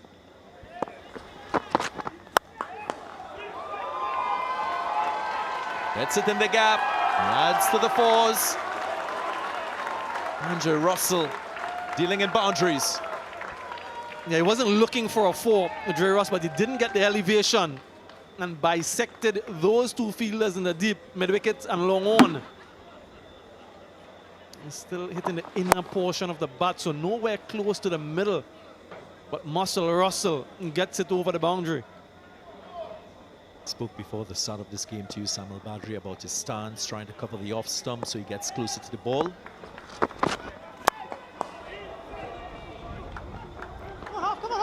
Looking for 2, and they get there eventually. Immediately, Dwayne Bravo was calling 2, he was yelling 2 for Jerry Ross to get back on strike.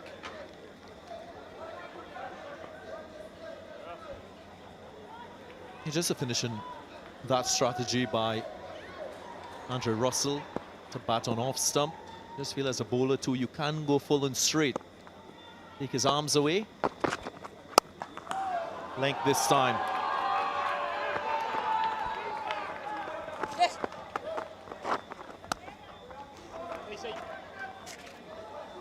And I think that bowlers will look to analyze and come up with that plan. You're quite right. I too am thinking something like that. Bowl those deliveries full and straight. Take away those arms, like you're mentioning there.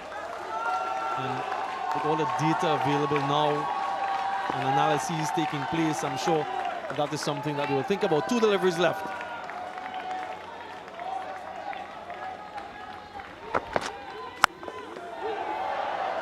Flying off his hand again.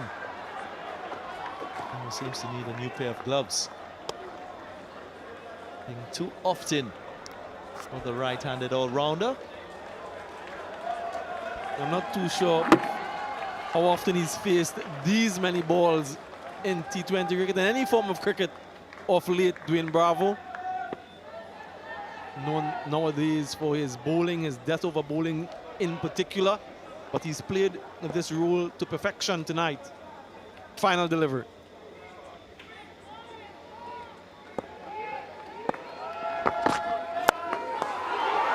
Stylish finish.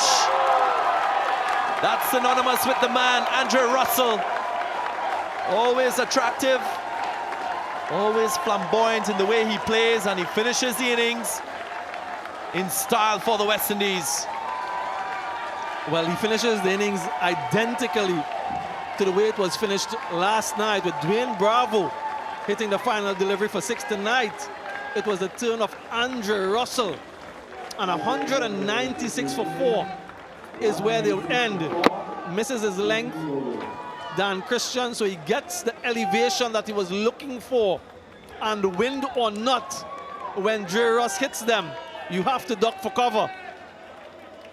A brilliant innings from Jerry Ross and Andre Russell, along with Shimron Hetmyer. Partnership at the end, 34 from 14. And a pleasant looking camp in the West Indies. at the moment. But it is a good pitch, it is a good surface. And the Australians have demonstrated their proclivity for boundary hitting from what we saw last night. So we're going to have a very exciting game on our hands. Lyndall Simmons got another start. Fletcher fell cheaply along with Chris Gale. The partnership between Hetmyer and Bravo, stable things. And Russell just polished off things at the end to get them to that 196 for 4. Australia, quite different in their bowling efforts. They struggled to contain the West Indies in the power play overs. The West Indies got to 46. Australia picked up 2 wickets. Hazelwood again was quite good in the power play. Ashanega picked up a wicket in that phase as well. But generally, wicket taking was difficult. Mitch Marsh had a wicket. And Australia will feel that West Indies, they've stamped their authority with the bat in this first half of the game.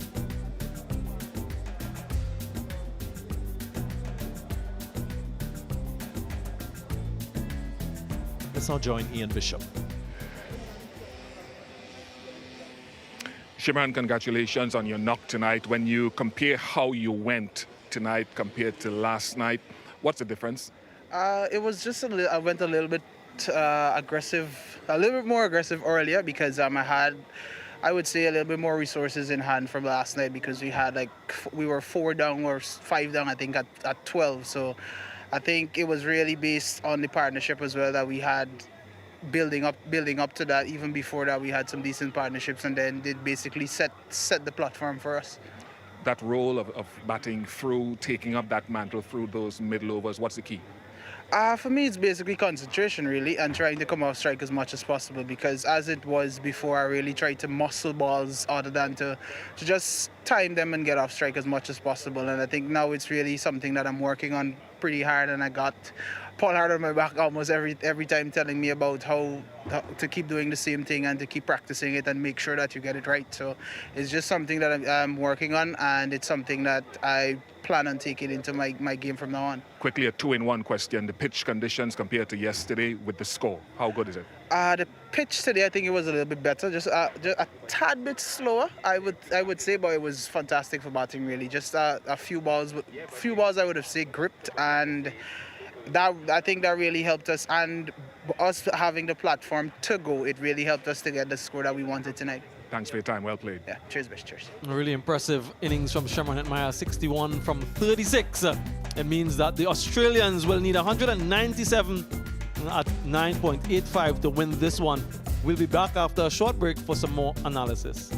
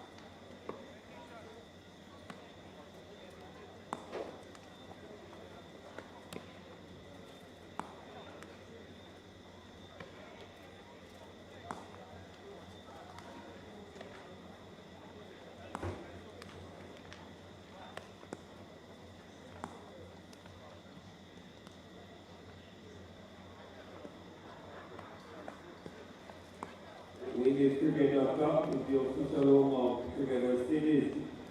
Keep up to date with live scores, cricket information, statistics, players' profile, blogs, and latest cricket information. Don't forget to check out www.windiescricket.com. You can interact with Windies fans on social media platforms such as Facebook, Instagram, Twitter, and YouTube. We'd like to thank the official sponsor of West Indies team who support and made this series possible. CG Insurance, which is the sponsor of the series, Sandals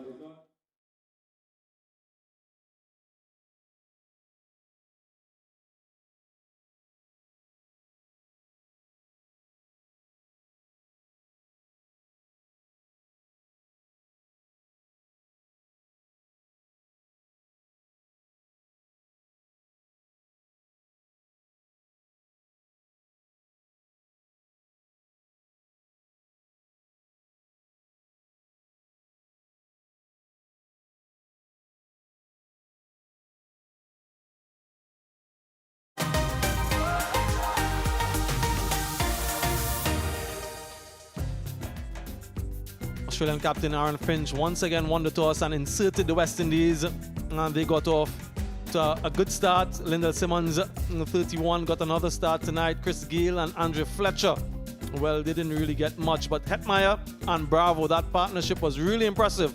And Andre Russell just finished off things nicely as they got to 196 for 4. Other than a wicket apiece for Hazelwood and Agard, Marsh was also in to the wickets. Pacers were quite expensive tonight. They went for a lot of runs. Stark going for 49 and Hazelwood going for 40. But 11 extras will be worrying. Highlights of the first innings. No Evan Lewis tonight meant that Andre Fletcher got his opportunity. And this decision was overturned on the DRS on the account of extra bounce from Mitchell Stark. Just going over the top of the stumps. A lot of bounce on offer on this surface. And we saw that from Josh Hazelwood as well. So just having to reverse that decision, umpire Brathwaite. Didn't cost the Australians much, but that was a no-look 6 from Andre Fletcher. And then he gave himself too much room on that occasion. He missed it and was cleaned up. Ashton Agar, an early wicket for the Australians. Lyndall Simmons flat batted that one. And then tried to steer this one down to third man. And in a similar fashion from last night, he got dismissed. Chris Gayle once again didn't make an impact, dragging this one onto his stumps. Mitch Marsh, the bowler. Adam Zampa didn't get under that one, and meant that Dwayne Bravo had an opportunity to forge a partnership. And what a partnership it was between himself and Shemron Hetmyer. Yeah, this was a close run-out chance from Bravo, but he stood there and stamped his authority with Shemron Hetmyer in that 103 partnership. Another drop catch here, but they lived to see and make that runs that was needed. A lot of sixes came to the back end. Hetmyer bringing up his 52nd international 50 with this 6. Overall, he had 4 6s and 2 4s. Shemron Hetmyer really played this innings with maturity and with control and a lot of responsibility. And in the end, just trying to get as many as they could resulted in this run out. A simple one for Josh Hazelwood. But what an innings that was. Dre Russ, as he's used to, dealing in maximums. Dwayne Bravo, a really fine effort from him. 47 he ended up with. But Dre Russ just finished things off with a maximum, the final delivery of the innings, to get the West Indies to 196 for 4. A very impressive innings overall from the West Indian batsmen, having been inserted. I'm sure they would be very pleased with that effort.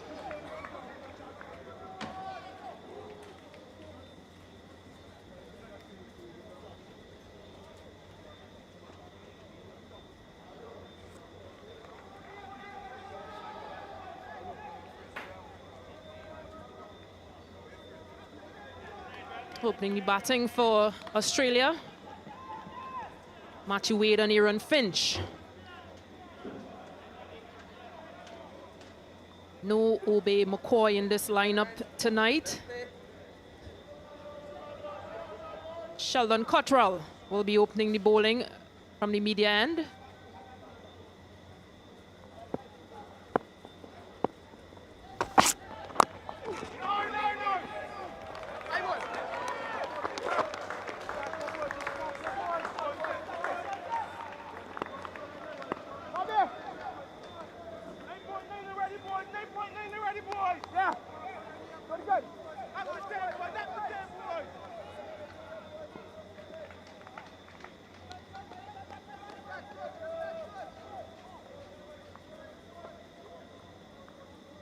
Sheldon Cottrell, generally when the ball swings, usually gets a wicket or two early up. That's the wicket early up. Dre Russ is shining like a star.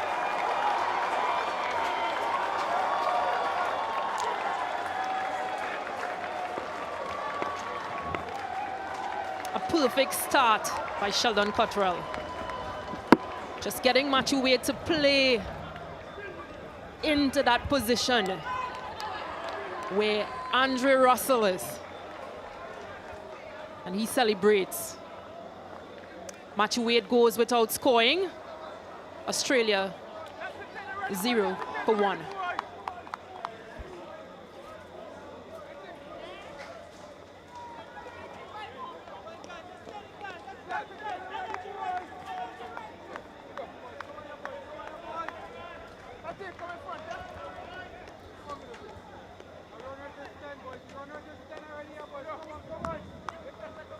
As a follow-up, full wicket, after win, follow the goal of Sherman Cottrell.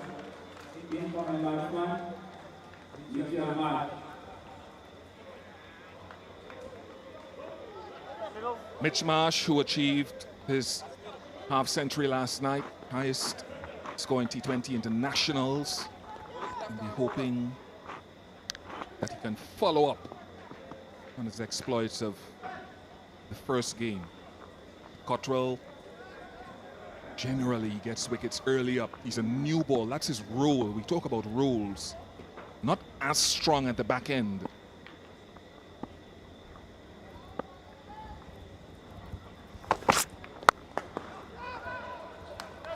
Marsh will be happy with that. Cottrell will be a little bit disappointed that it was way over pitched. Looking for that swing again, though. Yeah, no better way to get off the mark. Marsh with that 4. But this was the wicket of Wade. Cottrell with his celebration, that salute.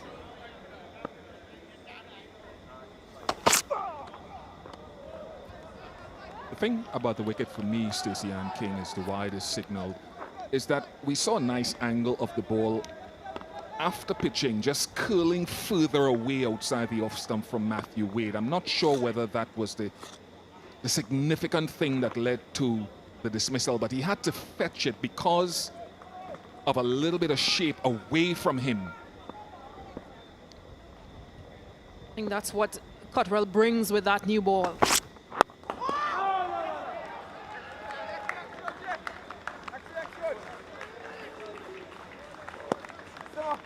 Power play economy of just under 7. Middle overs, just under 7 economy rate for Cottrell. But at the death, he goes for nearly 10 on average. It's understandable. He has his role like so many players in this format, folks, wherever you're watching from. All players have their role.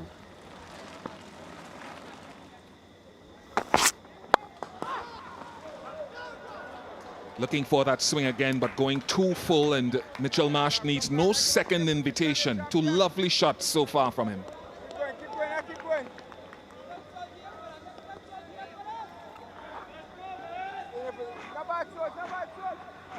Just over pitching this delivery.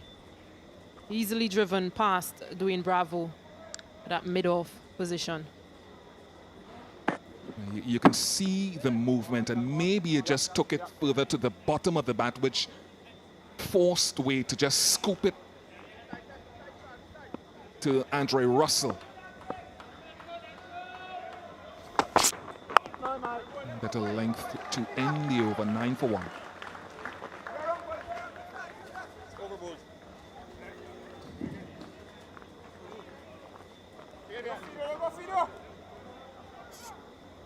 The driver of PC 8998, could you please remove your vehicle? We are causing some disturbance. Thank you. Once again, the driver of PC 8998, could you please remove your vehicle?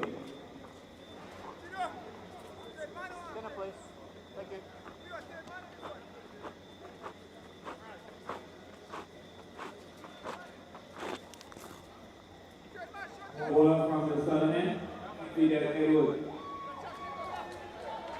Fidel Edwards sharing the new ball. And the wind as well, both bowlers taking advantage of ends, Stacey and King, that will allow the wind to be of assistance to them rather than a hindrance with the new ball. Edwards will be hoping for a away swing, but the odd nip backer at Finch is also a good option. There's that away movement. Just a change from last night's game, opting to go with pace and spin. Going with 2 pacers tonight, West Indies.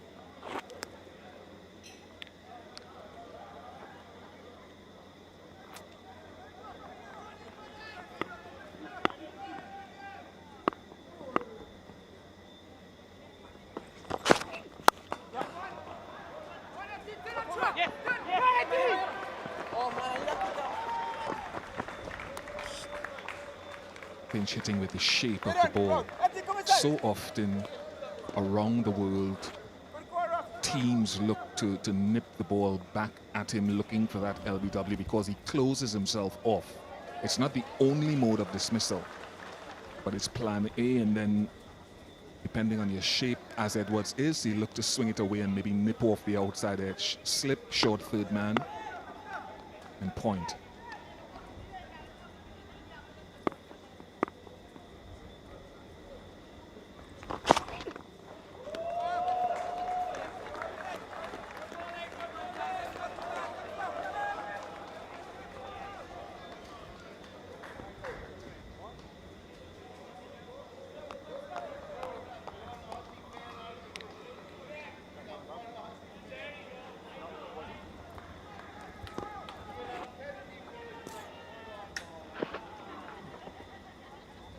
Should have been a wide. Should have been a wide. That should have been called a wide.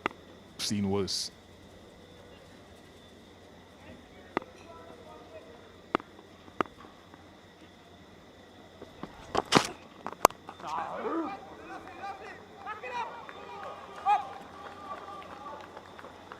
Hayden Walt Jr. It's also on that backward point. Important fielding position. It's one of the quicker fielders for West Indies.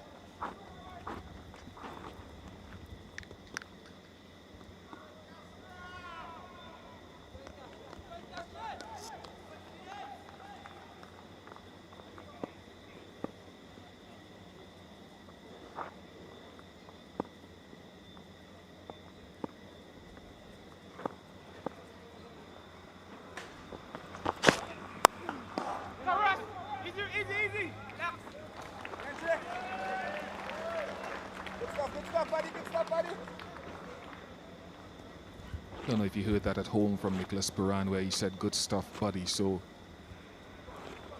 even in test matches, 50-over games, you want your bowler to close out the over well. Last ball of the over, you want to avoid the boundary. And it's interesting because Fidel Edwards went for 16 in his first over last night. So he's done well to come back with just 4 of the over so far. Slips come out. Gone to mid-wicket.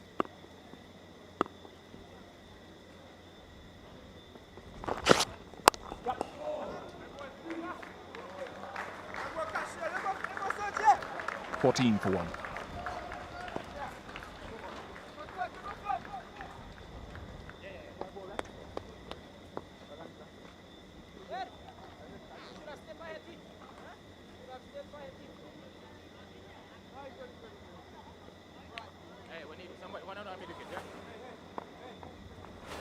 Hey, come, mid-wicket, yeah.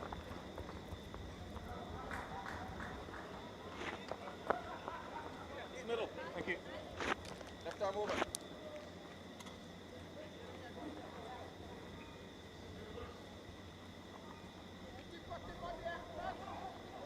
Second over for Sheldon Cottrell. Can he get a length that is full enough without the over pitching?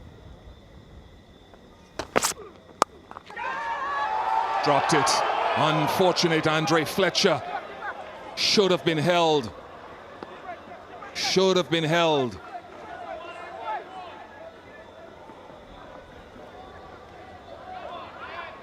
Yeah, he'll know the significance of dropping Aaron Finch. That was just too easy.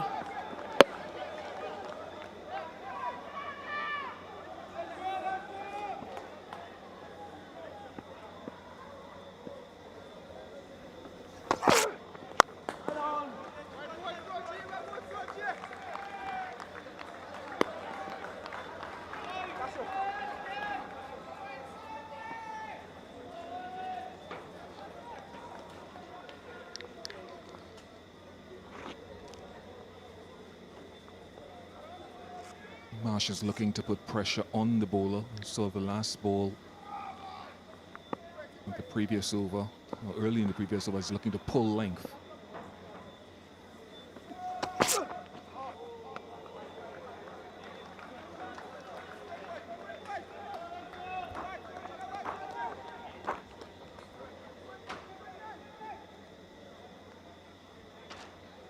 Go back to that catch again. It's such a big moment. Remember it, folks. Cottrell's role is to get new ball wickets. He would have had two, an opportunity for two, fulfilling his role.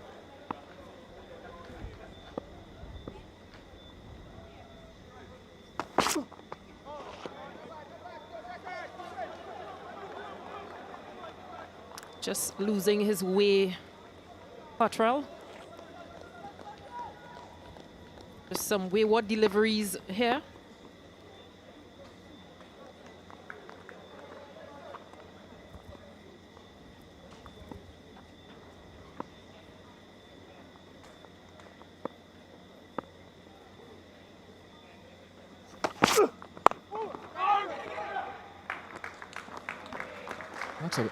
That's the sort of length I think folks watching at home you'll be searching for as a stock ball. We talk about the advantage of the left-armers bowling well because there are so few of them, Stacey Ann, in international cricket that you've trained yourself as a right-arm batsman to be expecting deliveries from a youngster coming from a certain angle. And that's why this point of difference with the left-arm seamers who bowl well offer an advantage to so many teams.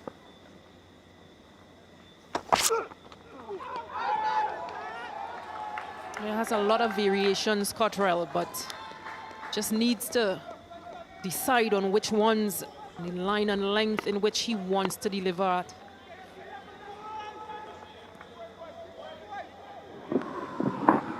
Yeah, different from McCoy. McCoy has all the variations of slow balls. Cottrell's greatest strength is seam up swinging the ball, the odd cutter, but he doesn't have the full variety as an Obed McCoy. Different types of bowlers.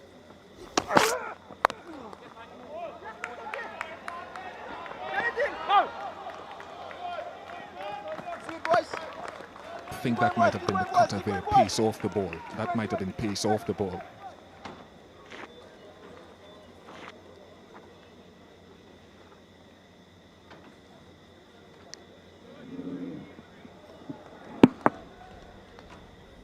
Little off spinner, that's his thing. McCoy will give you that and out of the back of the hand.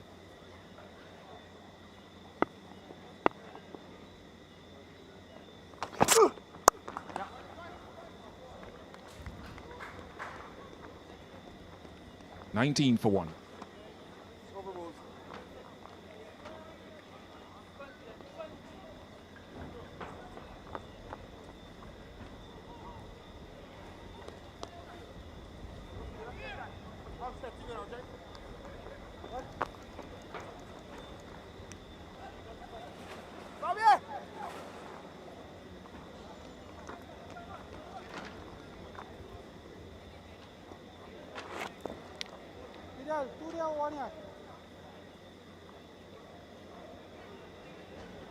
Terrific knock by Shimron Hetmyer, Dwayne Bravo, and then Andre Russell polishing off the innings to get the West Indies to 196.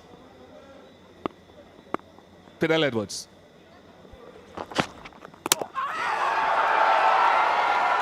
Not sure that you would have been able to predict that, but Edwards has his man.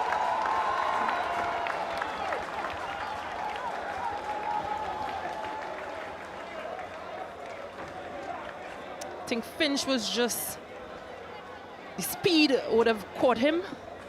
Just not knowing what to do with this one. A slow ball piece off the ball. Very good deception. Aaron Finch in all sorts of problems. 6 to him, 19 for 2.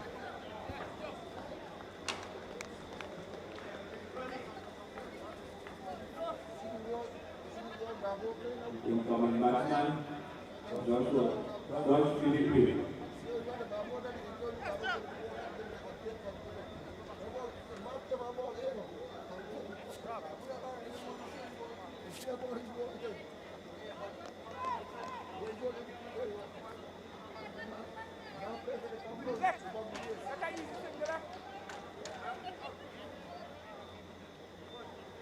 Josh Philippi. Important role. And we'll get a chance to see the magnificence of that slow delivery from Fidel Edwards again. Philippi was out pulling to McCoy last night. Try the slower ball again.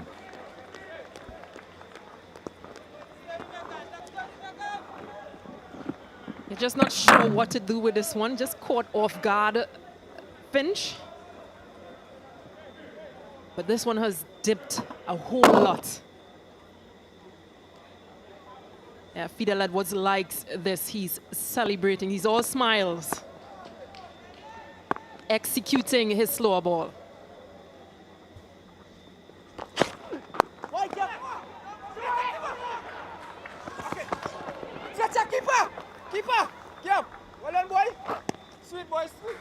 There are a number of things to elaborate on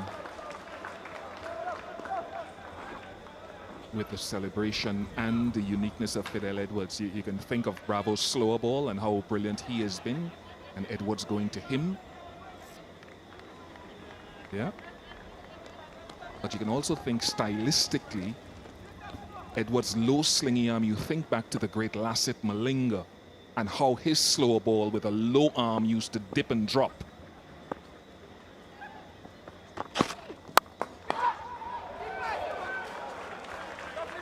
Yeah, two interesting points there. And then he runs directly to Dwayne Bravo, who is mastermind of these slower ball deliveries. Probably something that they've been working on in the nets. Not probably, they have definitely been working on it. So I don't know that he will get all the credit, what he has with the bowling coach, all of those things. But Bravo's had a huge influence in trying to pass on information. There's Roddy Estwick left of your screen. He's been working hard as well. But Edwards is also very experienced, so they would have been tossing ideas. It's not like one-way traffic.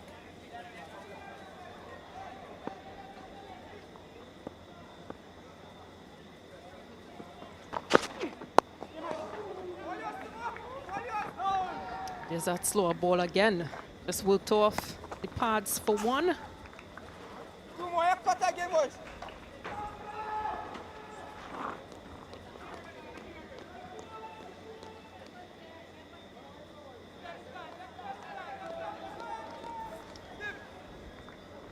One thing with Edwards is with that shape that he gets with the new ball, you'd still like to see him touch the ball down on off stump with that little leg cutter that he generally gets. The ball doesn't swing for long, this wide ball. That sort of area. Just a little bit more towards off stump. He's hurt himself.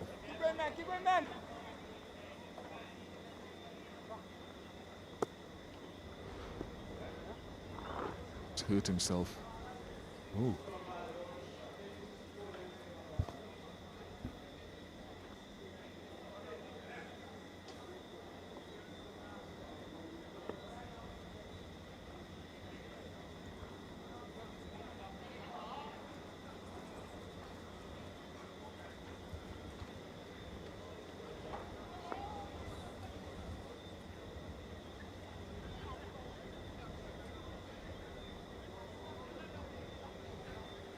Not sure if it's shoulder or the bicep.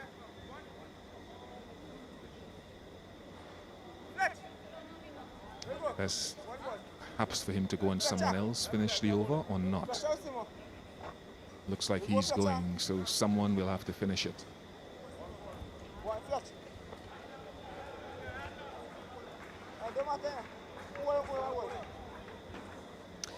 Match summary, Hetmyer stood out with that 61 for West Indies.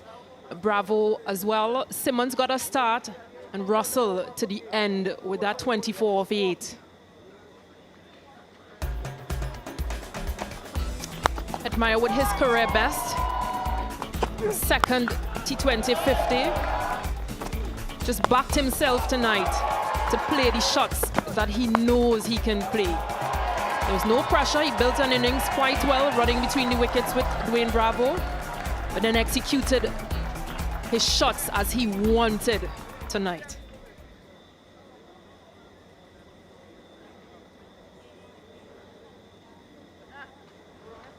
He hasn't bowled for a while, Lendl Simmons. He used to, I think under Darren Ganger's leadership for the Red Force, he used to bowl a few overs.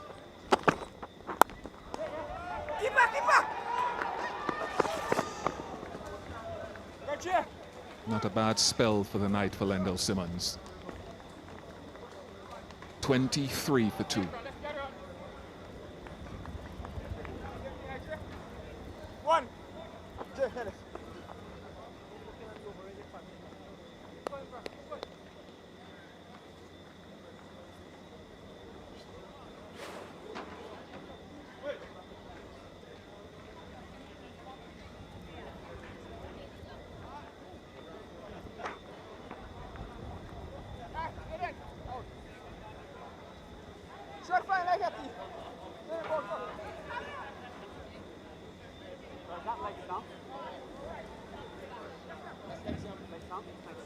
Andre Russell finishes off the innings nicely with the bat.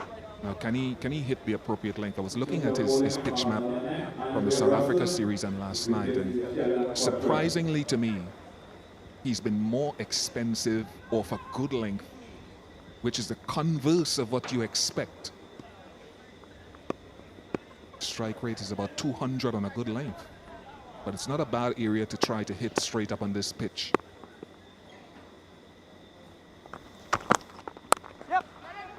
That's good.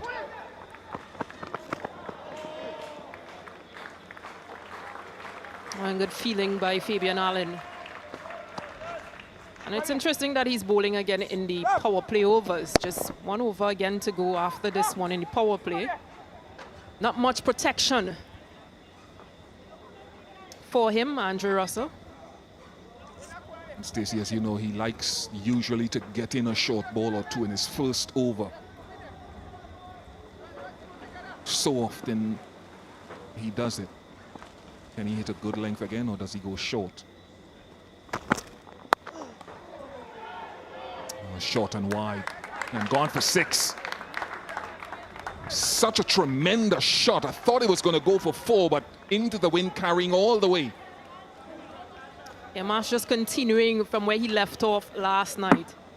Just too wide from Andre Russell. And an easy shot, easy cut. This one goes to the maximum.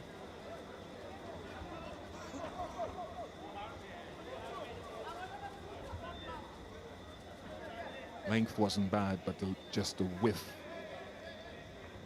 So now the 2 deep fielders are on the offside, left of your screen.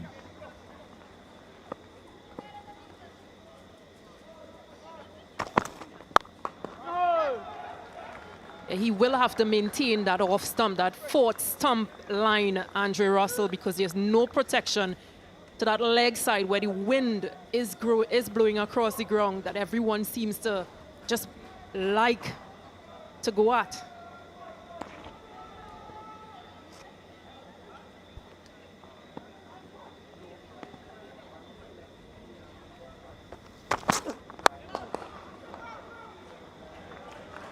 Marsh's easy power. But I just want to touch on a point with Shimon Hetmyer and Dwayne Bravo and the way they play. We've been discussing how the West Indies should approach their game. Is it that you have the personnel in the team that need to do things better in those middle overs, or do you need to import someone? Well, tonight, this guy who still plays and is available for Test cricket, hasn't played for a while, shown a little bit of maturity and why they're looking to him as one option to really control the middle of the innings. He did it nicely. Yeah, a real confidence innings for Hetmyer. And I think having Bravo there just helps with, just that concentration and that extra support and encouragement. So just a reminder that, yes, you can do this. You have the shots. Just work, just keep working it around. You'll get those right balls to put away.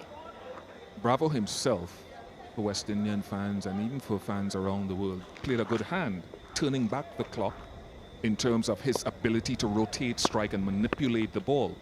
So the talent within the team is there. It's about the guys thinking about it better and applying themselves better. It's within the bunch. 32 for 2.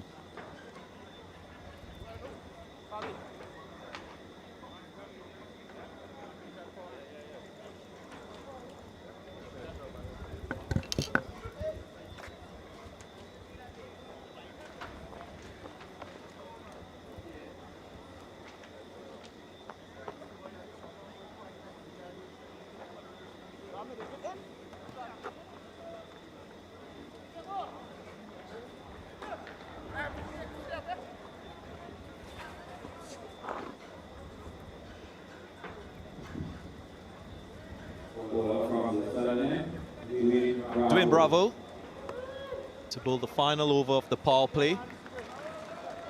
Nicholas Pooran used 5 bowlers in that phase of the game. In the first game, yet again, 5 bowlers being used.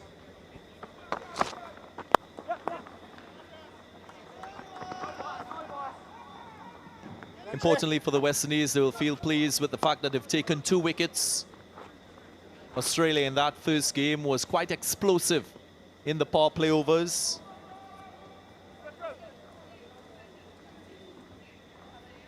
They scored 70 in the first 6. They've had to work a little bit harder on this occasion. Afternoon, Sir Kirtley Ambrose.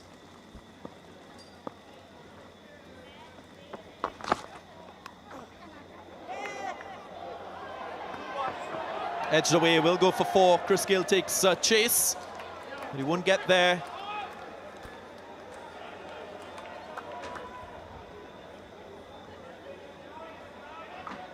A little bit streaky from Mitch Marsh, trying to play on the onside.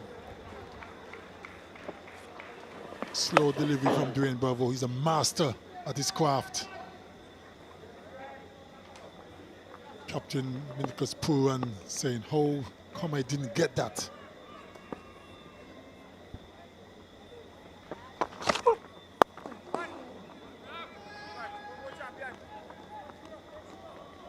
The funny thing about it, I'm quite sure the Australians would have looked at video tapes and all that stuff, footage of the West Indians, especially Dwayne Bravo. But when you've got a cleverly disguised slow ball, you can watch all the footage you want. It's difficult to pick up.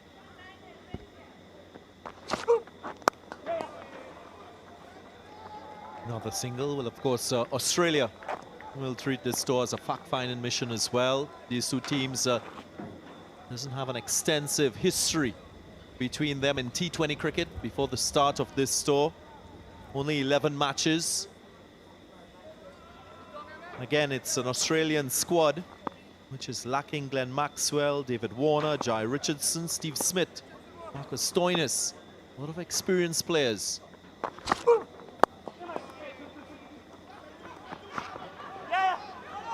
Whilst it is an opportunity for some of the younger Australian players, I'm sure they'll be researching, taking a mental note of the West Indians, more so in preparation for that upcoming ICC T20 World Cup.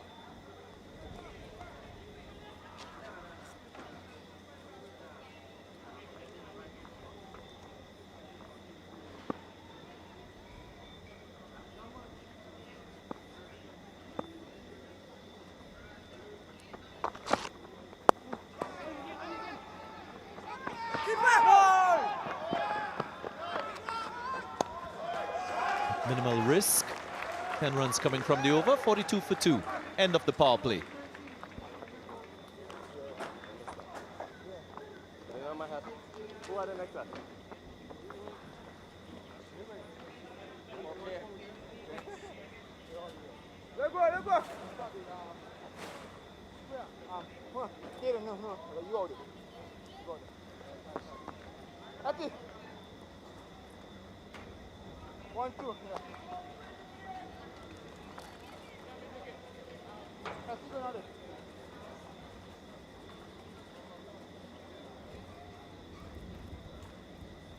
Australia not too far behind. Change of bowler. Left arm round. After 6 overs. Fabian Allen with the ball for the first time. Come here. If you hit Ball from number 10, Fabian Allen. my line.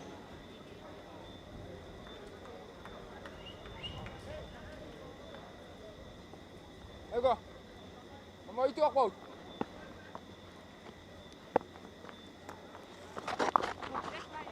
One.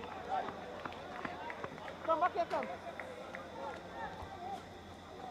Mitch Marsh spoke about the challenge as a batsman to balance his boundary hitting skill with his ability to rotate strike. He recognized it as an important aspect in a batsman's game in any format. Saw him do that quite well in the first game when he scored a half century. Sweet. I think as we go deeper into this innings, Kirkley, Australia will surely need to put a higher weighting on boundary hitting. They certainly will have to. West Indies getting to a formidable total of 196 for 4. That's a huge total. Certainly would need some good power hitting from the Australians to get to that target. It's not going to be easy. They are the ones that are under pressure. Lost the first game last night. They wouldn't want to go 2-0 down.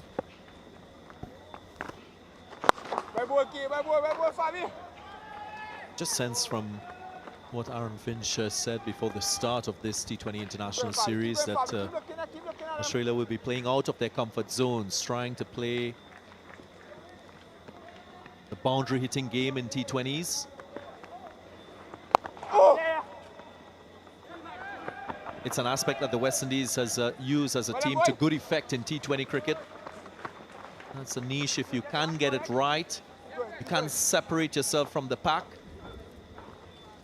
Australia in that first game struck 7 sixes. The West Indies 8, so not far off in terms of the power that we've seen. Now, there's an outside edge that will run away for 4. These are welcome runs for the Australians. Finishes the over on a high. It's 51 for 2.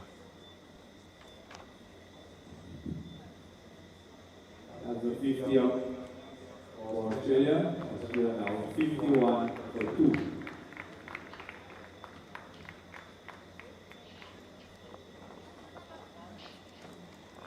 Good.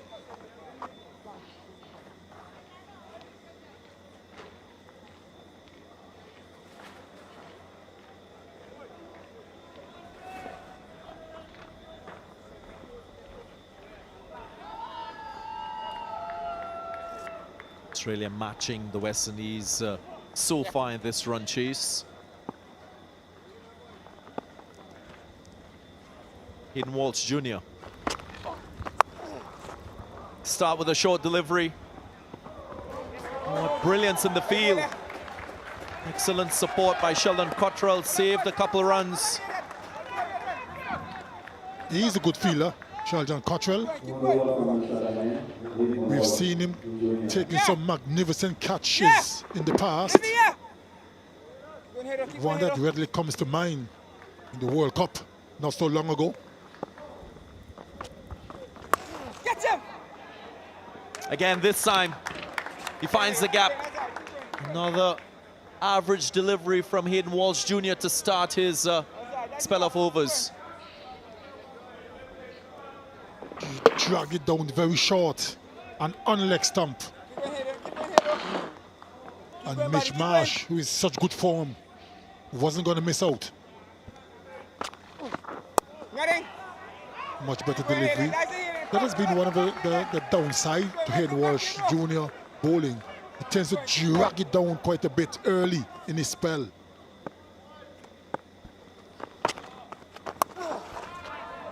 And again. Not a good start by Hayden Walsh Jr., who was the star performer alongside Obed McCoy in that first game.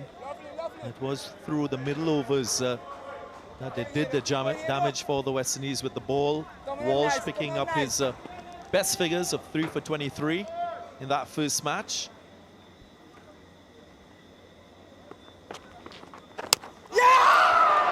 He's bowled him. But after 3 average deliveries, he gets one right and he gets a wicket. That certainly will do his confidence the world of good.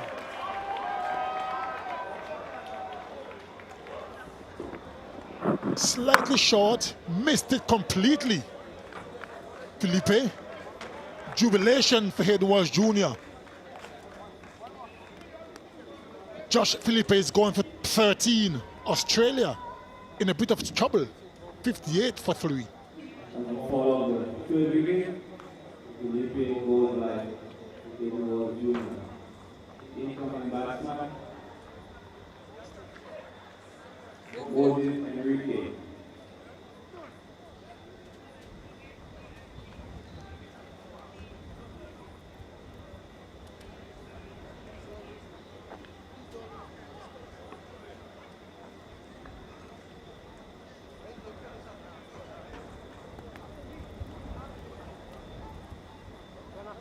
This is Enriquez.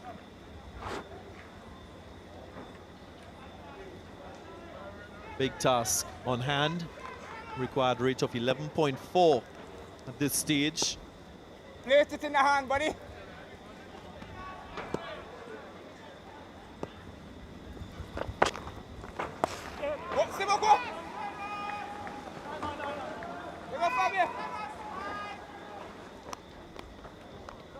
This was a 4th delivery in Walsh Jr. Getting a wicket for the West Indies and another success. 59 for 3.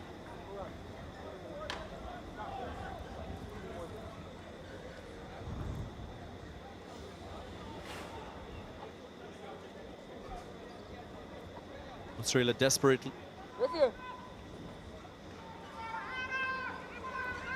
They need a partnership at this stage of the innings.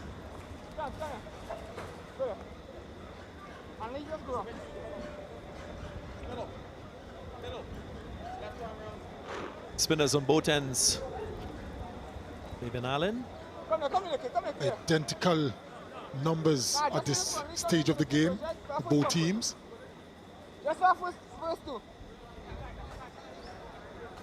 And then Bravo and Hetmyer with that wonderful partnership. Oh, well, what was that? Fortune favors the brave, they say. Really, Nicholas Pooh and the wicketkeeper couldn't do anything about that. He was blindsided. Oh, he was wrong-footed as well. Miss everyone. But Australia will add 4 to their tally. West Indies will want to keep their intensity with the ball, continue taking wickets to apply pressure on the Australians.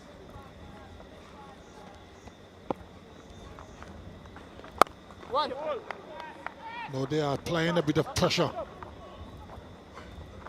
They've put the first slip in. And why not? They have Australia on the ropes at the moment. Couple more wickets here. Keep working, boys. Keep working, boys. One. What Nicholas Puran and the West Indians have done is rotated their bowlers. 7 bowlers used so far, and we're only into the 9th over of the innings. So not allowing the Australian batsmen to settle to any one particular bowler, which is always a good strategy.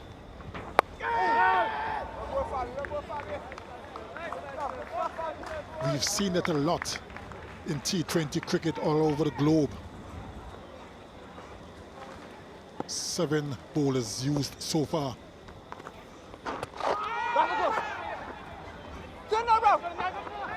Certainly has become the norm. The rationale behind it is you don't want a batsman to get accustomed to any one particular bowler. But the other side, the flip side to it is bowlers want to bowl at least 2 to get a little bit of a rhythm as well.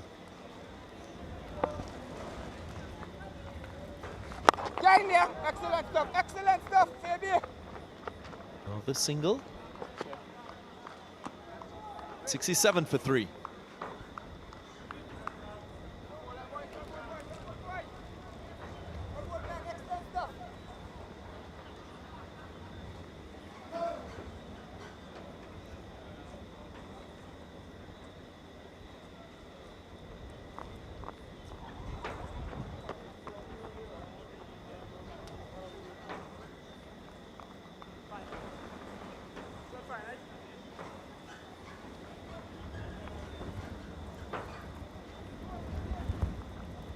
Christopher Henry Gale, just 13 runs today. In the last 4 years, he's played 16 matches, just 192 runs at an average of 13.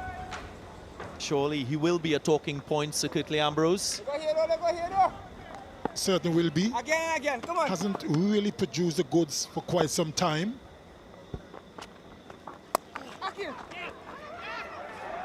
Leave it. Yeah, get behind this time.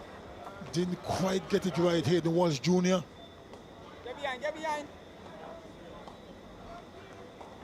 Good work, guys, come on. Let's have a look at this. What will the direct hit? No way looking. Akil.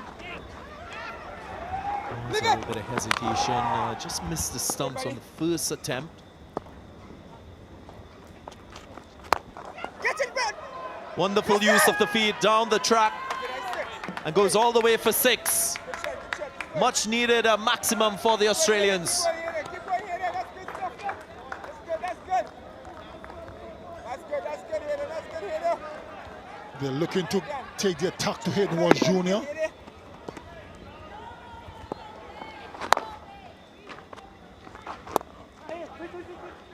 Much better delivery. Pushing for 2. Not on. Sheldon Cottrell very quick across the field. And that was a 6, 2 deliveries ago. Beautiful use of the feet. Looking at the knife. And they're going to need quite a few more of those, the Australians, if they're going to get the runs. Get that! Oh, brilliance. Yet again, Hetmyer, he's having a really good game. Runs, showing a great effort in the field. That was brilliant. That certainly was brilliant.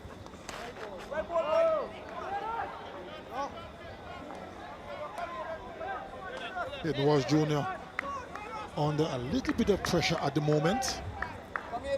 Just need to keep his composure and stay focused.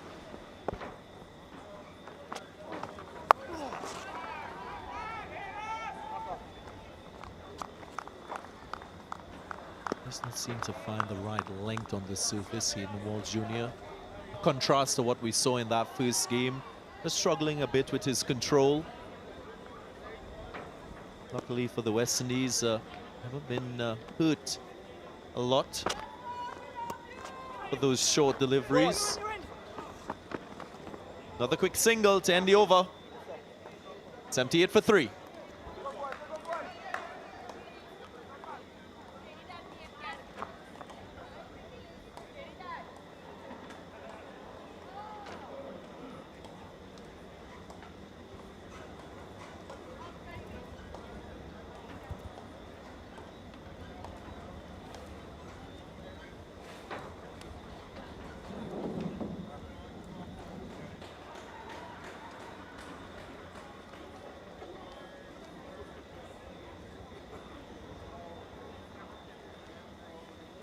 neck and neck, the Worms.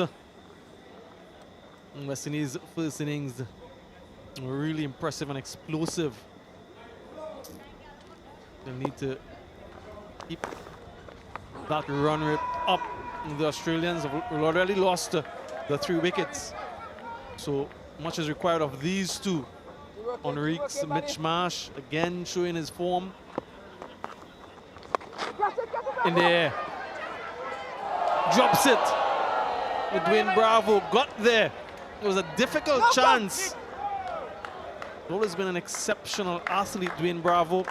Wasn't able to hold on.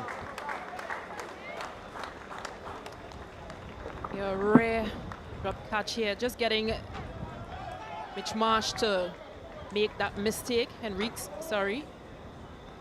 Keep going, keep going. Just spilling it, Dwayne Bravo.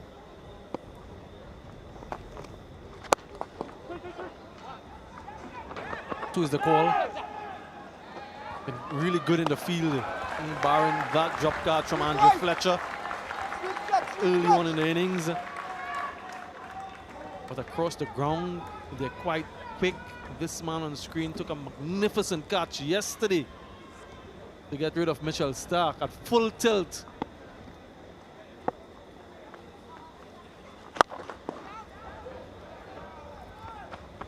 What he's trying to do, Fabian Allen, is get very full so they can't get under him. Enriques is trying to move across to the offside to hit with the wind, but he's been very clever. He changes his pace quite well, Fabian Allen.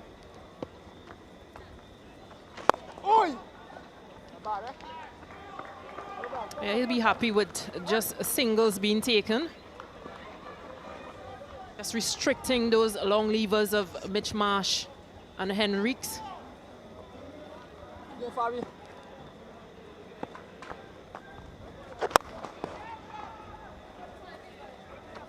Yeah, they won't mind this at all, the West Indians.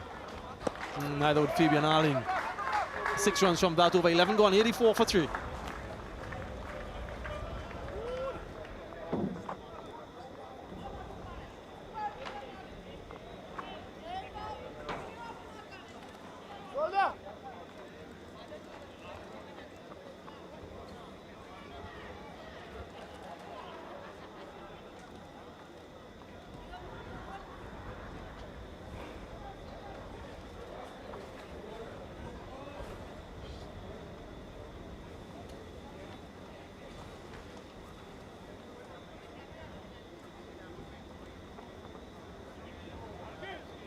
Required a run rate 12.5 at this stage.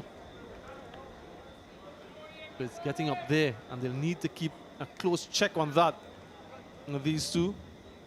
And Dwayne Bravo, an expensive first over. 10 from it, and makes a return from the pavilion end. Yeah, but Australia would be happy with this partnership. It's 26. Mitch Marsh is still there. And he's probably going to try to anchor this innings and bat as deep as possible. Dwayne Bravo, usually when he operates from this side, it's a leg stump line.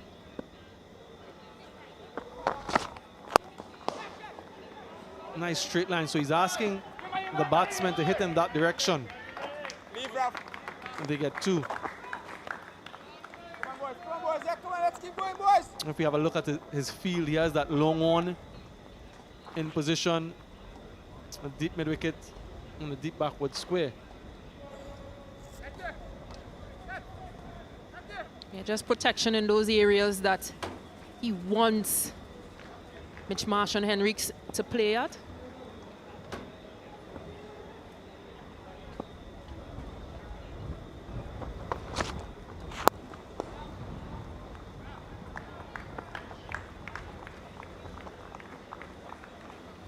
Once they can prevent the boundaries, they'll be very happy with their efforts. Just send that required run rate further and further north. 110 from 52 is what's required at this stage.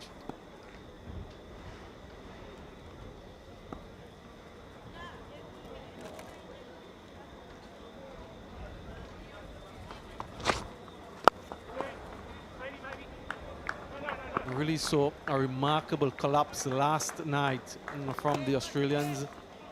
108 for 4. 127 all out. Lost 6 wickets for 19 runs.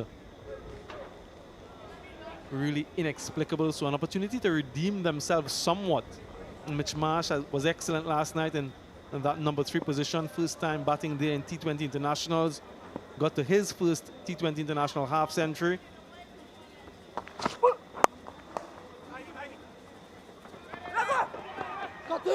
Tuesday call. And 2 runs successfully. Yeah, he's probably going to want to better that 51 from last night, Mitch Marsh. It's on 46 at present.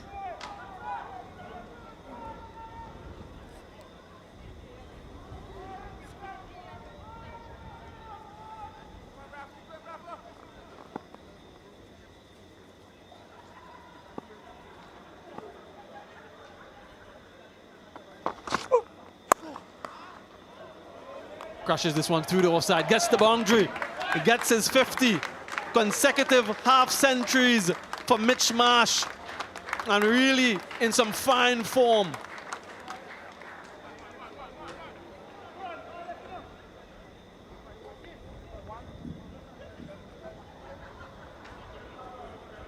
That's the 50 from Mitch Marsh. Yeah, given some room on that off stump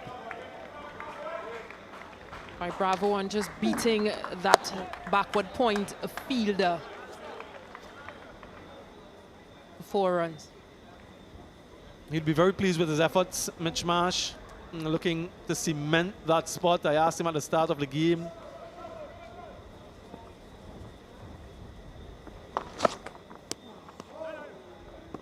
Why he'll have to reload. I'll ask him at the start of the game whether he has his ambition set on making that spot his own. He smiled and said he'd love to. Well, he's doing an excellent job so far in both these games. He's shown his class, shown his power, his finesse, but he'll need to bat very deep. 51 from 31, unbeaten 50 now. But much more work for the Australians. Single to end, 96 for 3.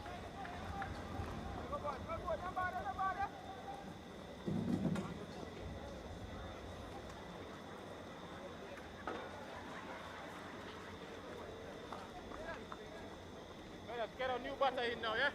Go, boys, come on.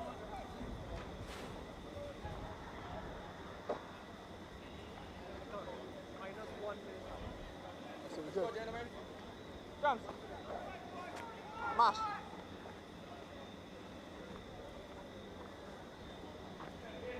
West Indies inserted and got 196 for 4. Really good total on the surface. Excellent. Still wouldn't mind that. Excellent. Fabian Allen Yeah, he's done it, man. just looking to get in that block hole region. Not trying to turn. Some variety in terms of his pace. Okay. Rough.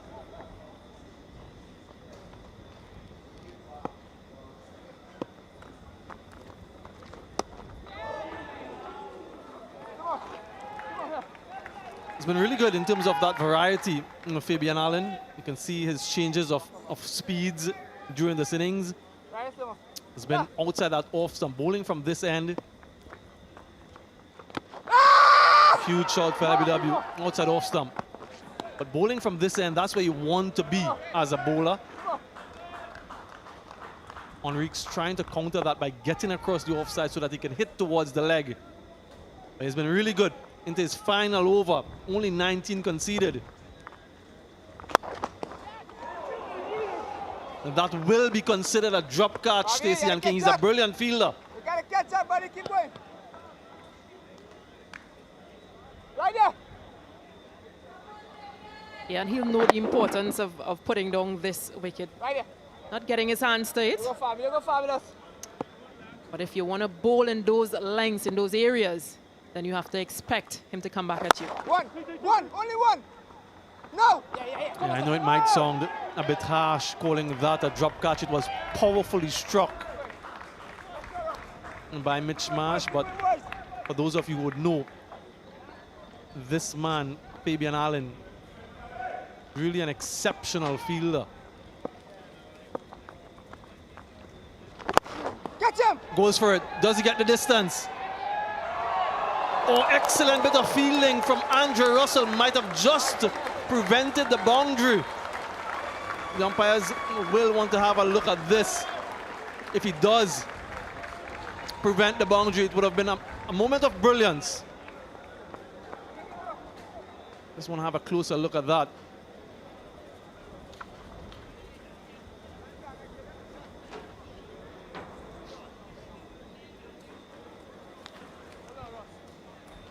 Fabian Allen dropping that catch in that over, firmly hit, but Andrew Russell, such an athlete, really, really good in the deep on the boundary. Just look at this effort.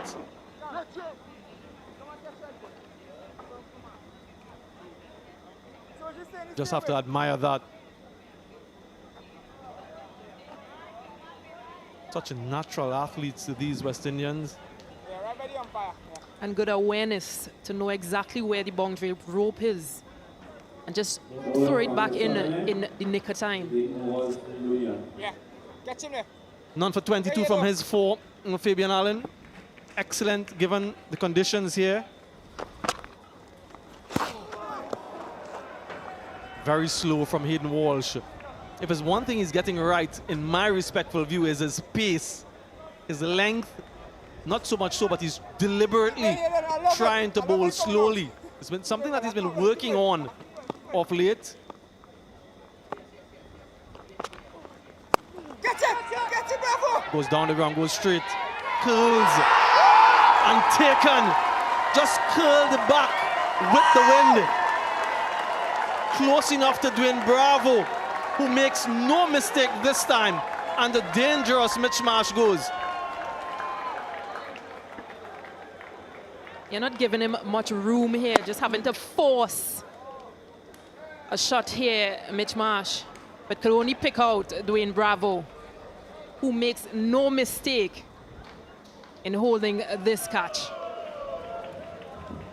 Mitch Marsh goes for 54. Australia 101 for 4.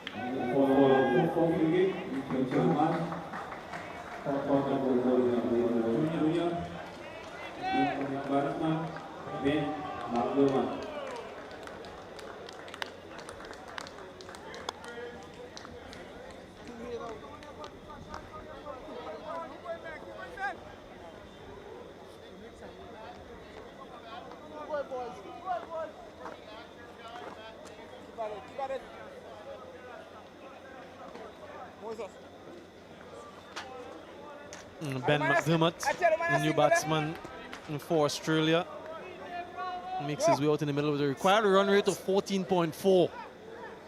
So not ideal circumstances for him. Next one, come on, bud. You have to go immediately. Hayden Walsh Jr., another wicket for him, in and amongst the wickets once again. And some turn as well. He's bowling really slowly. 3 wickets yesterday, and 2 today. This one just twirled back, but a brilliant effort from Dwayne Bravo. Really, really safe pair of hands.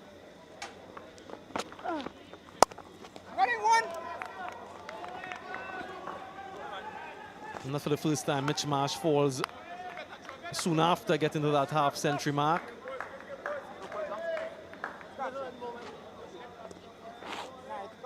That was his personal best in T20 international cricket.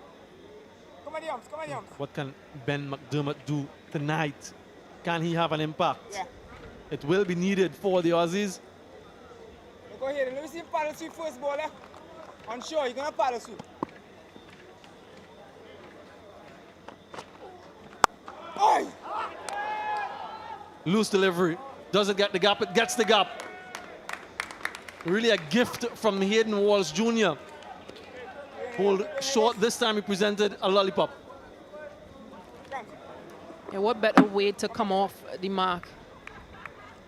It's too full here from Walsh Jr. And McDermott come off the strike with 4.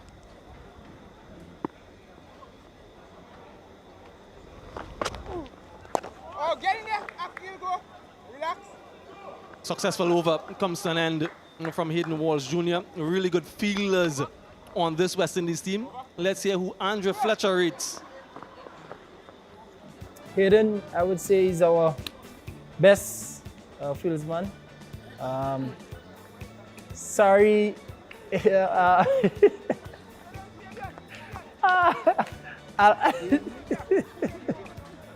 Sorry, Fabian, but honestly, that's my view, that's my opinion. I think Hayden is our best fieldsman.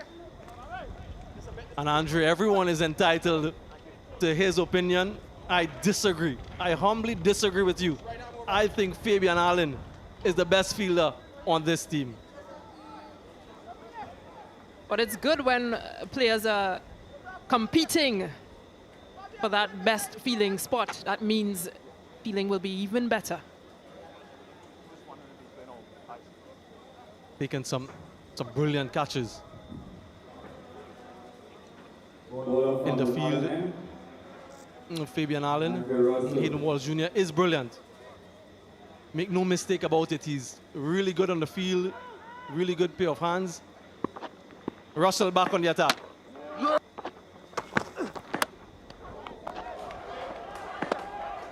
Good start for Russell, looking to bowl that wide line.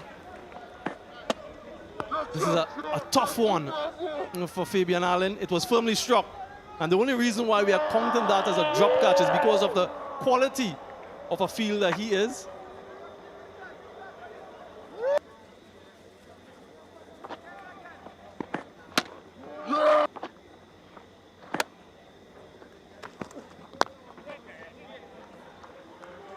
Stacey and King, some people might even say he stopped the boundary. Well, it still goes down as a drop catch, but it was firmly hit. He did well, at least to stop that boundary, if that is the case.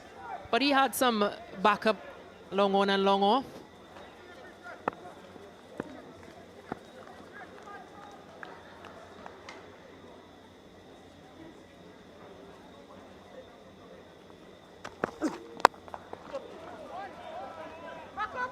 But it really speaks volumes about the quality of fielders on this team when we don't even mention Andrew Russell, who himself is really good. Kyron Pollard, brilliant in the field as well.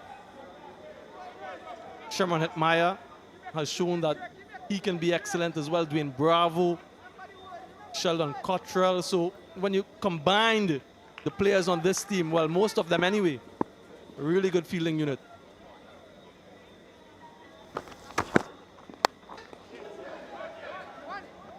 And that's good because as a captain, you'd hate to have a fielder that you have to hide because he isn't feeling well. Just admire the fielding of these players.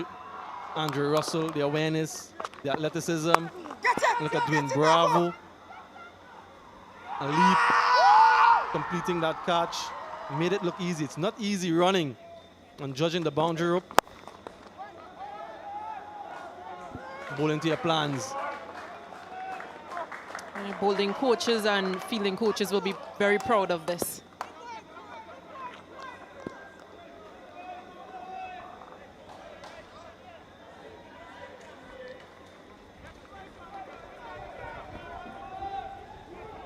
Run rate over 16 and a half.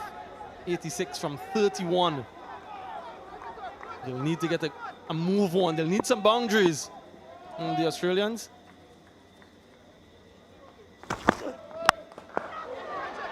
Did he get hold of it? Dwayne Bravo. Yes, gets him. Another wicket falls.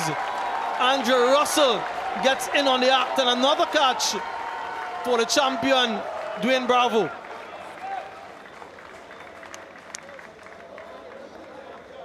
Just trying to go for that maximum there. Didn't get hold of it. Dwayne Bravo confidently calling for it. Andrew Fletcher responding, staying away from him. Russell strikes. McDermott falls cheaply for 7. Australia 111 for 5. McDermott cut out for bowling from Russell. Australia 111 for 5.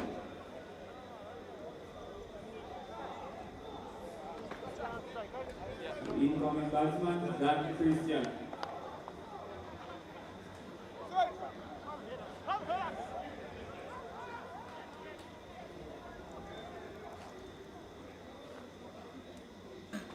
I don't mind you cutting something here for me now. Dan Christian, the new batsman, coming in at a time where Australia are in real trouble. This is why he's there. Come boys, the game down here for two boys. McDermott went for the big hit, didn't quite get hold of it. Easy catch in the end by Dwayne Bravo. Jubilation for Andrew Russell and the West Indies team.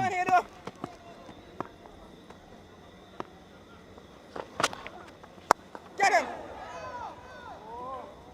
Australia still needing 85 runs from 25 deliveries. Not looking good for Australia, Bish.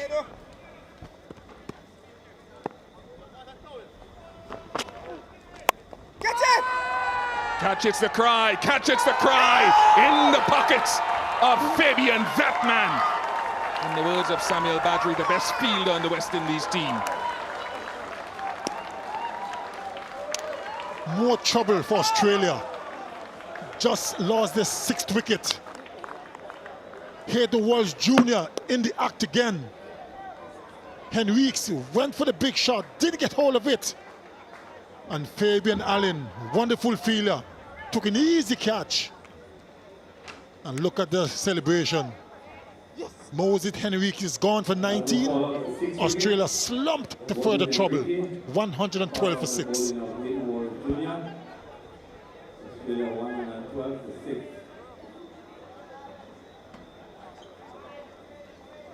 Incoming batsman, Ashton Egan. Go boys, go again, boys.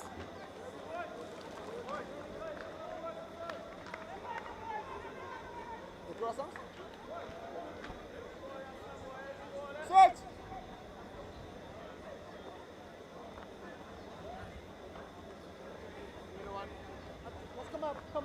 Australia, one of the things, secretly Ambrose, one of the things they're trying to find on this tour is a finisher. Someone who can finish the innings from down in that 6, 7, 8 area. Goodly.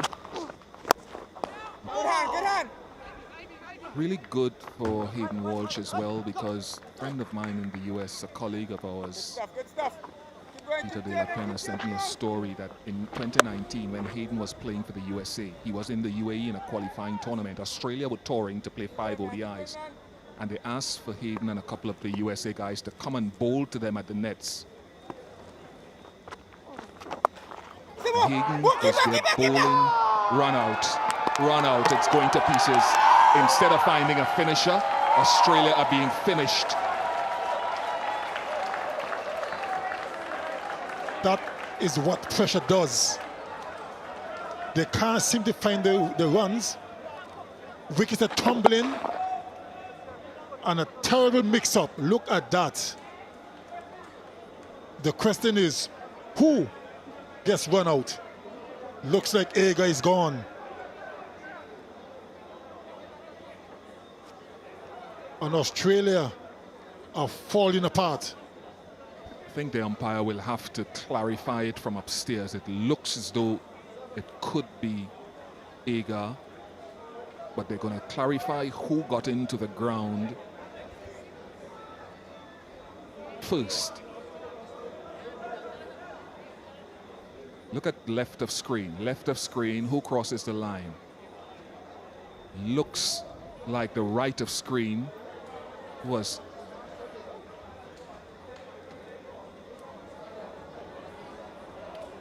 who's gone? When were the stumps broken at the other end? That's the other thing too. Where was Dan when the stumps were broken?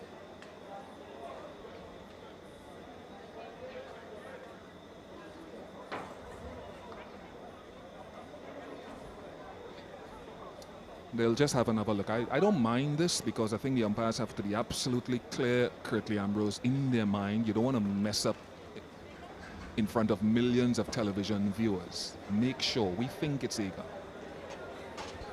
Quite agreed. That's what the technology is there for, to make sure the right decision is being made.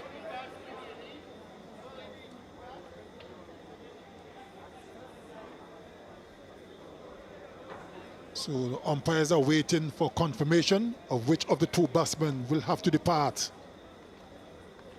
They're both in the same crease. Looks like Agar would have to go. Christian is in. Agar is still out of his ground. Yeah, I think the umpire wants to see from the other side because Agar's leg is being obscured on that split screen. We thought from the initial replay, 2 replays ago, that Agar had not gone back into his ground, but the umpire needs proof.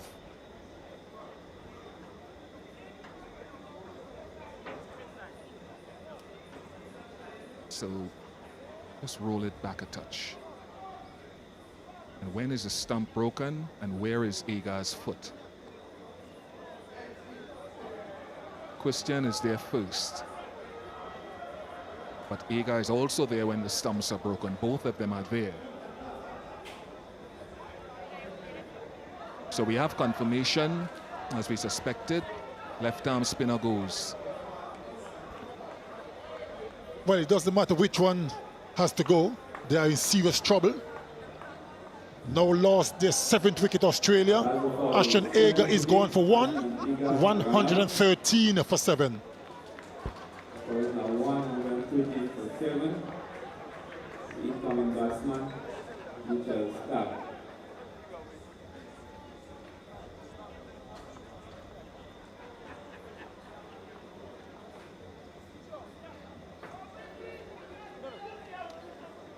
Mitchell Stark can hit a long ball that is 84 from 26 and an asking rate of 20.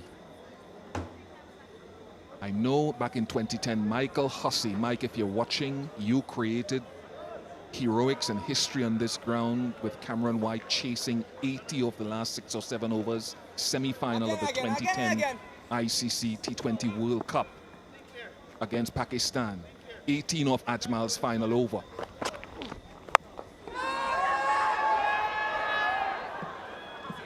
Power failure for Stark.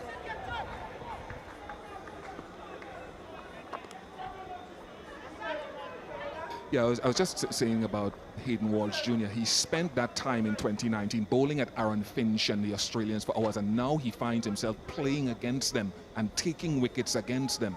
It's a fantastic story. Thank you, Peter, for the enlightenment. And for those from Australia, Walsh Jr. and Walsh Sr., sadly, who passed away, a colleague of yours, secretly, a few years ago, his dad. Yes, Hayden Walsh Sr., that's his dad, played with him for Antigua and of course Leeward Islands as well. And cricket is in the family. Talking about Vaughan Walsh as well, fast bowler.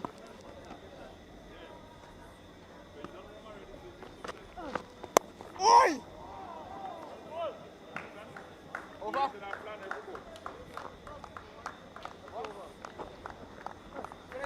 115 for 7.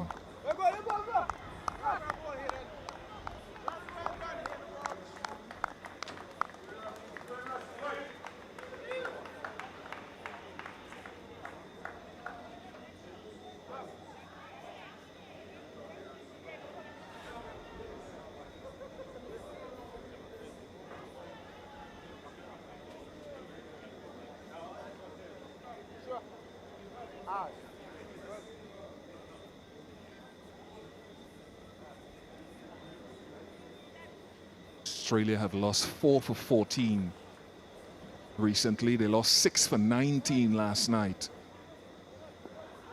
Russell's last over, secretly, and for viewers around the world, I thought was brilliant. Those wide Yorkers are not easy to be accurate about. If you want to hit me, hit into the wind from wide of off stump. Look at that consistency, even with pace off and pace on. And then the wicket. I thought that was brilliant. Can he follow it up again?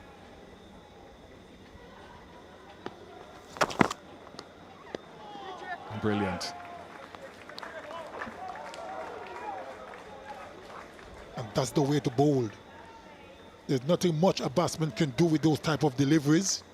You may get the inside edge and squirt it down to fine leg, but that's unfortunate. But you just want them to get under the ball to hit for 6. And they got enough protection on the boundary. Good bowling by Russell so far. And if you have the error, at least let the error be wide. But commit yourself to that. Take the odd wide or 2 or 3. But deny the 6s. They need 6s and 4s to win the game. It's an uphill task for Australia. Another wide, but the plan is clearly there. Just wide of off stump, but they got to get inside that white line. 80 still needed, Bish, from 23 deliveries. Not going to be easy.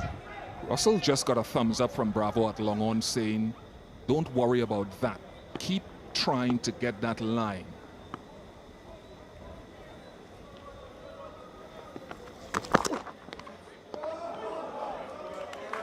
And folks, that's that delivery there. I'm sorry for going on about it, but it's one of the reasons that in this shortest format, bowlers are tested and you've got a set plan, but if the batsman moves at the last second, you've also got to be able to adjust. That's what I love about these modern players, that skill.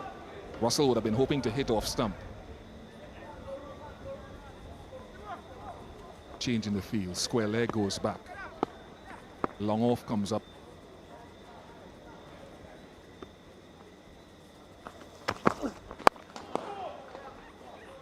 Nice stroke from Dan Christian. He's a man charged for Australia with trying to finish games. It's a big task. Powerfully struck down the ground. Dwayne Bravo at long on had no chance. It could easily be a case of too little too late for the Australians.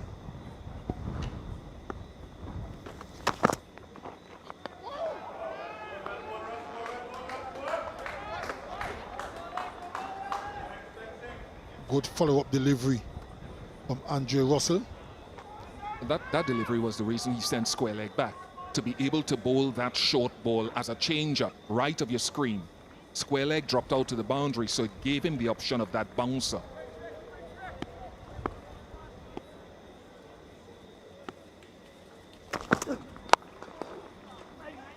Very good bowling, very good. It will be 2, but it wouldn't hurt the West Indies one bit. Oh, how is that? Andre Fletcher, direct hit. Copy, Joel. Review for run out. TV umpire to director, I have a review for a run out. Could you give me your best side on shot, please?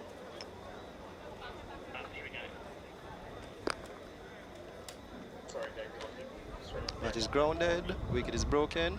Satisfied, not out for the big screen, not out. Not out. Decision made already. Let's go, boys. Confirmation, not out. Christian well in his ground, but a good flow nevertheless by Andre Fletcher. So will it be Dwayne Bravo, who has 2 overs left from the other end, bowling wide of off stump to Stark or into the legs of Christian if he's still there? Very good again from Andre Russell, to be honest. Very, very good. 124 for 7.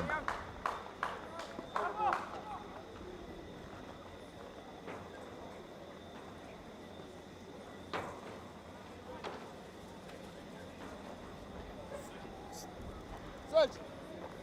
Now you're coming. Same field right before, boys, to the right hander. You have a short side, right? Come on, sit there. Go.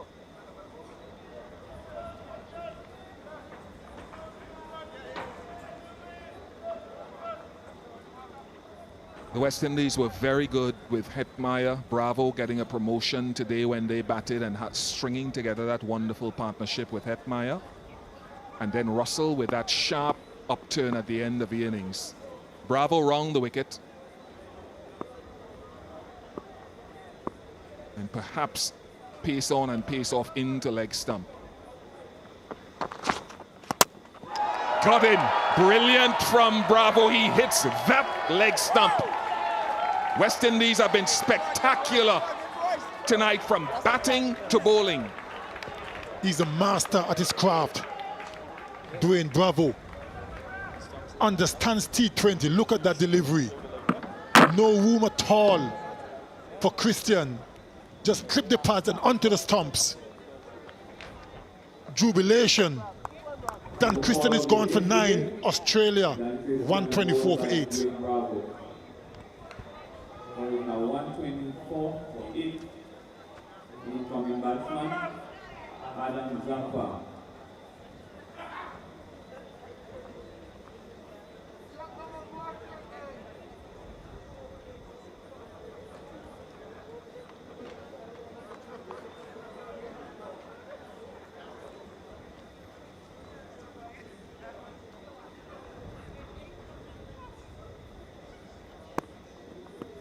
Adam Zampa on strike.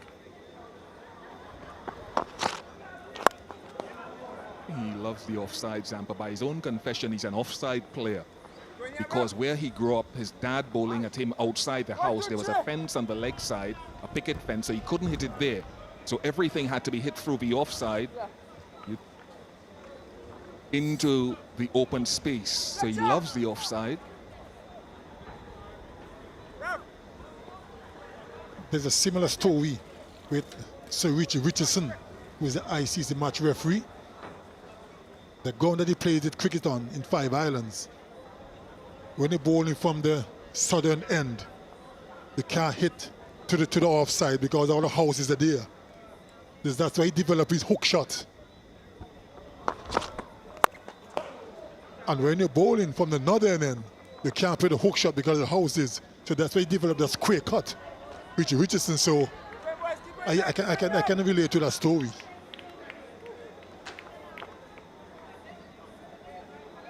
That's Sir Richie Richardson, ICC match referee, former teammate, captain, prolific ex-West Indian player.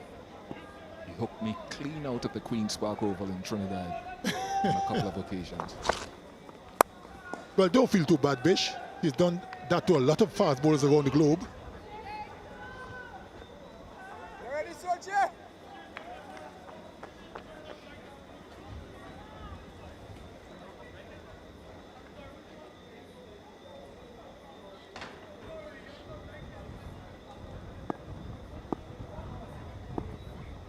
This batting second for Australia. I just want to give you a stat after this ball.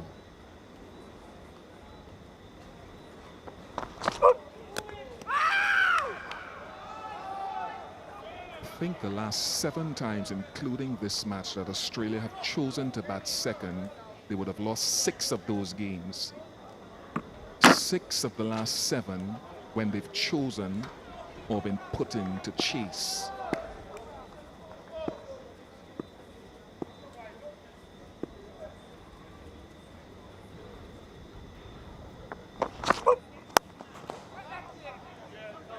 They may want to reconsider their decision, maybe for the third T20, the Australians. They've won the toss twice and elected to bowl first. And they've lost the first game. Now they're on the verge of losing this one as well. So they may need to rethink if they win the toss again.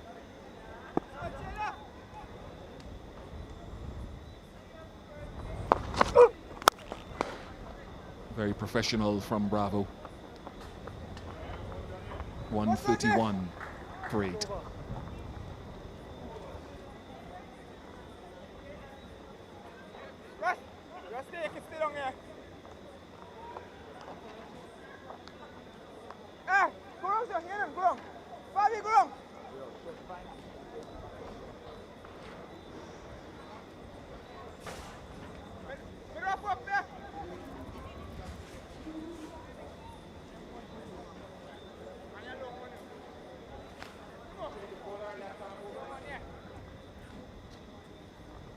Day off tomorrow for the teams and the commentators. Hardly ever work. We shouldn't get any days off, to be honest. And then we resume on Monday, T20I International. Sheldon Cottrell, very good up front. Let's see if his skills, he's been working on his depth skills. Wide on, wide on.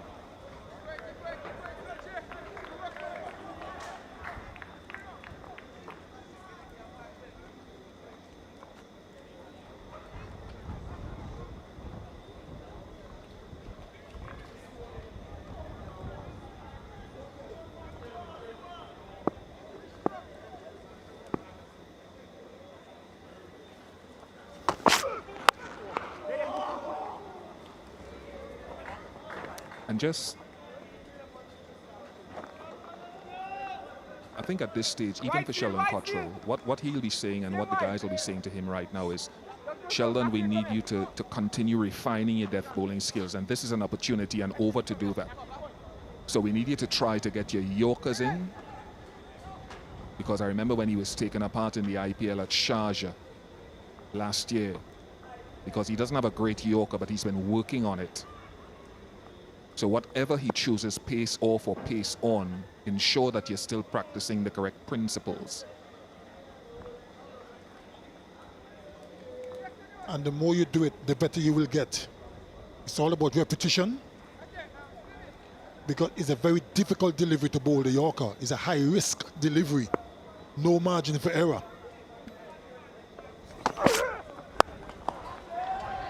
Goes with pace off. West Indies have been brilliant tonight, haven't they, secretly? Really good. Hetmyer, bravo. Russell with the bat. Cottrell with the ball. Russell with the ball. Walsh. That's where I'll stress once again that there are the resources within the team, but it'll take a while for Hetmyer to find his consistency, batting through the middle, for Puran to find his form.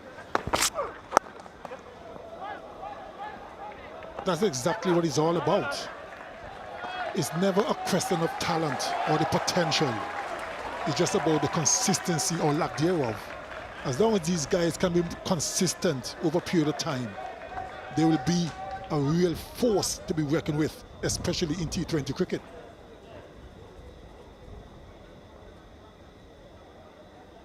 I'm quite happy to see Shimon Hetmyer got some runs this evening.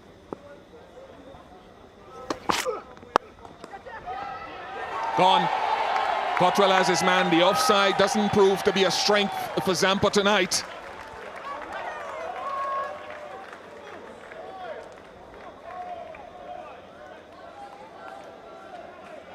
Hardly any celebrations from Cottrell and the West Indies team. Easy catch, really. Akil Hussain, the substitute. And then there's a foregone conclusion. Zampa is going for 3. Australia 134 for 9. And Zampa caught the bowling of Sheldon Cottrell. Going 154 for 9. Incoming batsman, John Bruce.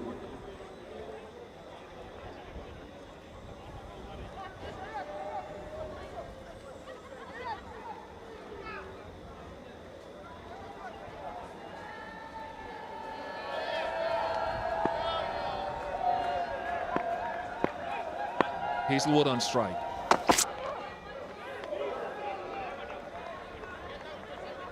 That is a good effort to bowl a wide to a man who's 6 feet 5 or 6 inches tall.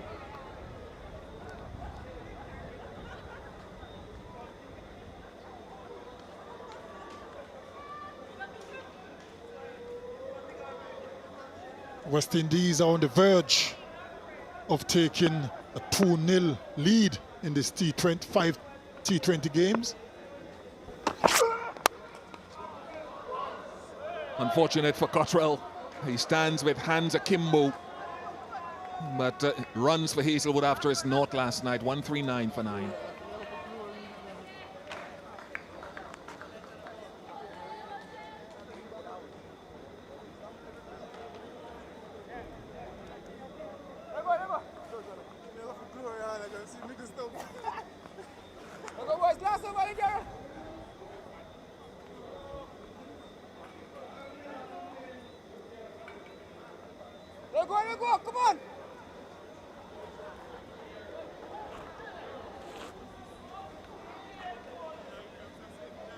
First runs in international T20s for Josh Hazelwood. Strike rate of 200.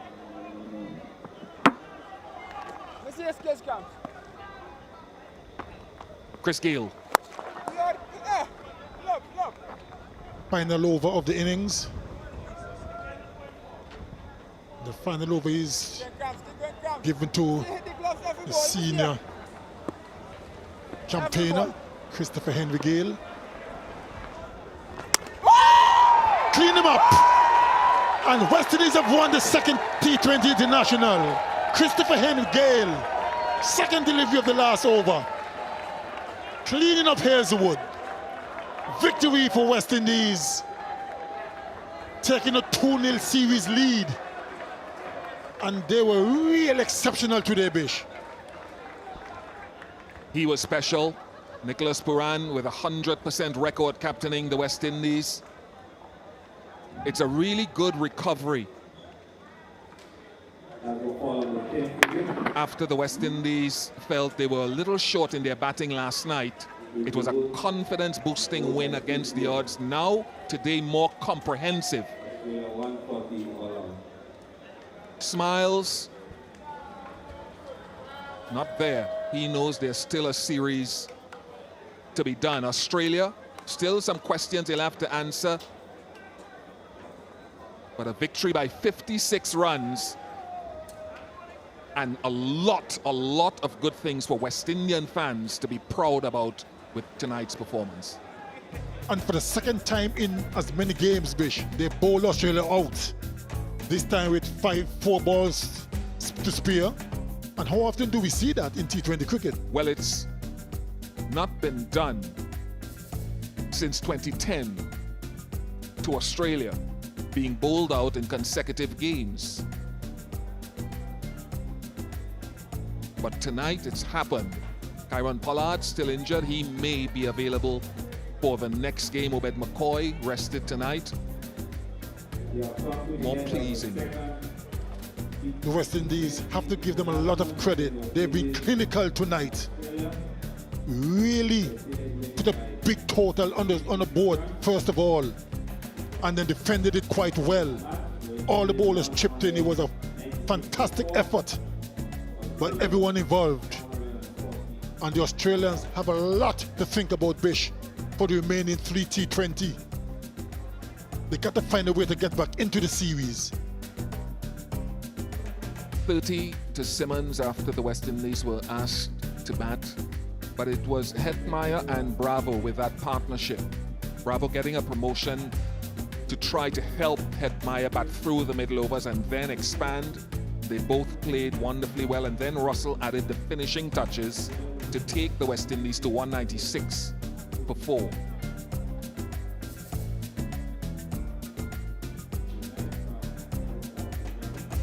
And the Australian bowling, a wicket apiece to Hazelwood, Agar and Marsh. But the frontline bowlers in Stark and Hazelwood themselves were very expensive. But kudos to the West Indians, they batted extremely well. 7 for 39. Australia losing at the back end with 54 from Mitch Marsh, consecutive half centuries for him. But that was all she wrote in that batting lineup. Missing established names, so it'll be an experience for them out here. And the bowling was magnificent. 2 wickets to Cottrell, a wicket apiece to Russell and Bravo, 3 to Hayden Walsh Jr. to follow up his 3 from last night, and 1 to Christopher Henry Gale. Clinical is the word I would use in terms of the bowling performance and the overall performance of the West Indies tonight.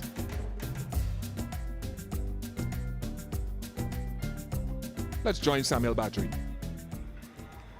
comprehensive win by the West Indies in this second T20 International to take a 2-0 series lead. Welcome to the post-match presentation ceremony. And before I chat with the captains and the player of the match, Cricket West Indies would like to thank all of its sponsors who have made this series possible. CG Insurance title sponsors, Sandals Resorts, Betway, MasterCard, and the St. Lucia Tourism Board. Hetmyer has been adjudicated as the man of the match for his wonderful half-century. Congratulations. First of all, Shimron, how pleasing was that batting effort from you personally? I think it was one of my best T20 innings. I think I paced it quite well. It really worked out for me with the guys backing me and giving me that role to be the person to just take it as deep as possible. And then once you're there, you have a free license basically. So kudos to my team for giving me that role really. And kudos to you for really accepting it. What did you do differently tonight to achieve that success? I think I really didn't do anything much differently tonight, really, because I was basically doing the same thing from the last game. Is just having the partnership that we had in the middle that really set a platform for us. And then for me, it was just basically being there and then just trying to accelerate and give the guys inside as much balls as possible if I do get out. An innings of responsibility and tremendous maturity. What did you realize about yourself? Any self-realization after that knock? I'll probably have to think about that. I was a little bit too tired to think about that at the time. But I think it's something that I'm trying to work on to better my game in terms of not being someone that only could play shots but try to rotate, strike and be there at the end to help my team to go to bat as deep as possible and to help my team to finish innings as well. And that partnership of over 100 with Dwayne Bravo, what was the conversation like during that period? It was pretty fun, to be honest. He's someone, I'd never batted with him before, so it was really nice to bat with him for the first time and having a 100-run partnership. He was someone that I could really talk to, I would say. He was always there just telling me to just keep going, and then when it's time for me to go, he's like, just do what you do best, and I really trusted in terms of batting with him and running between the wickets and so on as well. Congratulations, excellent innings, well played. Cheers, Sammy. Cheers. And now we'll have a quick chat with the losing captain, Aaron Finch. It didn't go as he would have planned tonight. Aaron, commiserations, first of all, on the result. And if you can reflect, I know we don't have the luxury of hindsight, but that decision to bowl first after losing 2 now, what do you think about that? Oh, I don't think the wicket changed a huge amount again. I thought it played pretty well. Chasing 190, you have to get off to a pretty good start, and when your 2 openers get out cheaply, puts a lot of pressure on a reasonably inexperienced, in terms of international T20 cricket, inexperienced middle order. So yeah, 110-run partnership, like you mentioned before, between Hetmyer and Bravo, that's the difference in the game. I think if you can get that, you start to put pressure back onto the opposition, and we just didn't have a chance to do that. And in the West innings of 196, what could the bowlers have done differently to restrict them for a lower score? I thought the front half of our innings was quite good. I think 125 or 26 off the last 10. It's always tough bowling to a left-to-right combination with a big breeze going one side of the ground. We probably just mis-executed at times. Maybe our plans weren't 100%. We didn't commit to our plans 100% at certain times as well. So we'll reflect on all of that and we'll come back in a couple of days' time. 2-0 now it stands, so a virtual final for you guys all the way through. Now, how would you respond to that? Well, you have to win 3 games in the series. It doesn't matter if you do it three in a row at the start or whether you come from behind.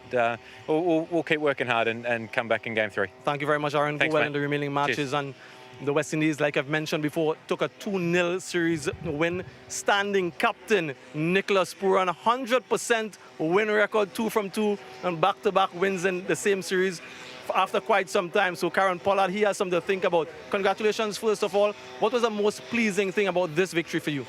First of all, thank my God, Jesus Christ, for giving me the opportunity, my team, the opportunity to come out here today. And most pleasing is that, tonight, my record for winning toss isn't that good. So we knew that we were going to bat first tonight, right? Because if we won the toss, we were going to bat. And we just said that regardless, we're just going to put total on the board. Do the same things we did last night again tonight, but even a little better. It was fantastic to see how Hetmyer responded after last night, and then the decision to send Dwayne up the order, keeping a left-right combination was fantastic. Senior players putting up their hand and showing their experience. So that was the most pleasing thing for me tonight. I just wanted to ask you a little bit about that decision, an inspired decision. Who made that decision to promote Dwayne Bravo in that top 5 for the first time in 5 years? Yeah, Dwayne asked the question, and we said we were going to pass Paulie and see if it makes sense. And then we just decided that it's important to have a left-hander in the back end as well. So I hold back myself a bit, and we just felt like if we could get that partnership with Hetty and Bravo, with the win factor here, we could. We know how dangerous we can be in the last 5 overs of the game, and we just try to carry the game as deep as we can, and tonight we got a wonderful score. Fidel came off a little bit early. Any news on his injury update? No update yet. I didn't check on him, so I'll check on him when I get back. And the spinner is doing a good job for you, Fabian Allen, quite economical, hitting walls, getting wickets. How have they been? Starting with Fabian, we know how passionate he is. We know he's been working very hard on his craft. Just sticking to the team plan. That is very pleasing. He didn't watch someone again, come and chance for us again tonight after working months and day in and day out and working on his craft. And tonight coming and being a match winner for us as well. So wonderful. Well, a 2-0 series lead. Nicholas Pooran with your captaincy debut. Very well done. Congratulations and all the best. Thank you. West Indies 2-0 up in this 5-match series. Really good performance, so time for the MasterCard priceless moment of the match. And it belongs to Fidel Edwards with a marvelous slow delivery to get rid of the Australian captain Aaron Finch. Great deception from the veteran bowler. Befuddled Finch all ends up as good a slower ball as you'll find just before he went off injured.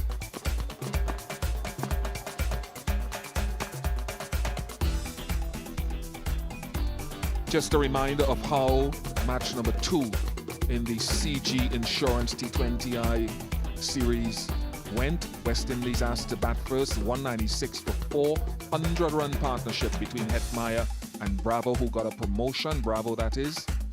Marsh, a wicket. So too Egan Hazelwood. Then Australia bowled out for 140. Mitch Marsh again with a half-century. West Indies winning by 56 runs with a 2-0 series lead. We'll take a short break, and when we come back, we'll have some analysis.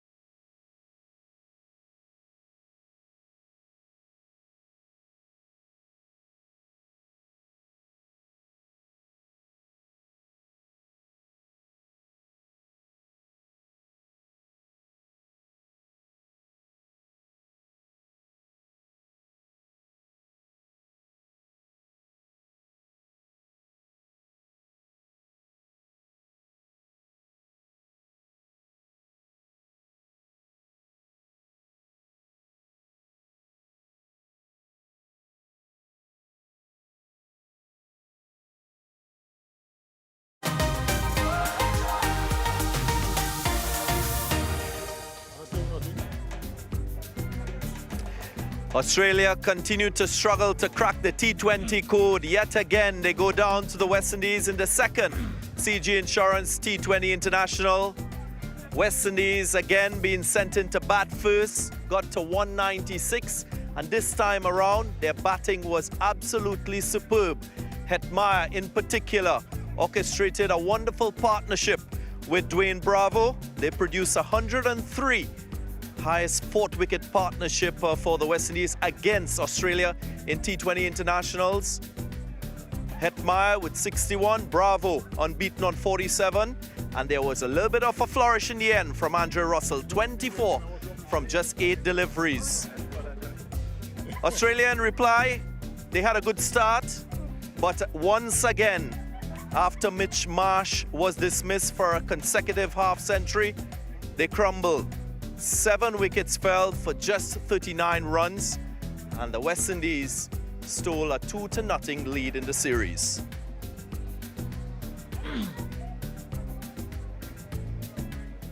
Welcome to the Darren Sammy Stadium, where we come to the end of a second T20 International between the West Indies and Australia. Alongside me, Sir Curtly Ambrose, and to his right, Dwayne Bravo. Congratulations. Let's talk a little bit about your innings. I know for the first time after a long time, you got the opportunity to bat at number 5. What inspired that decision?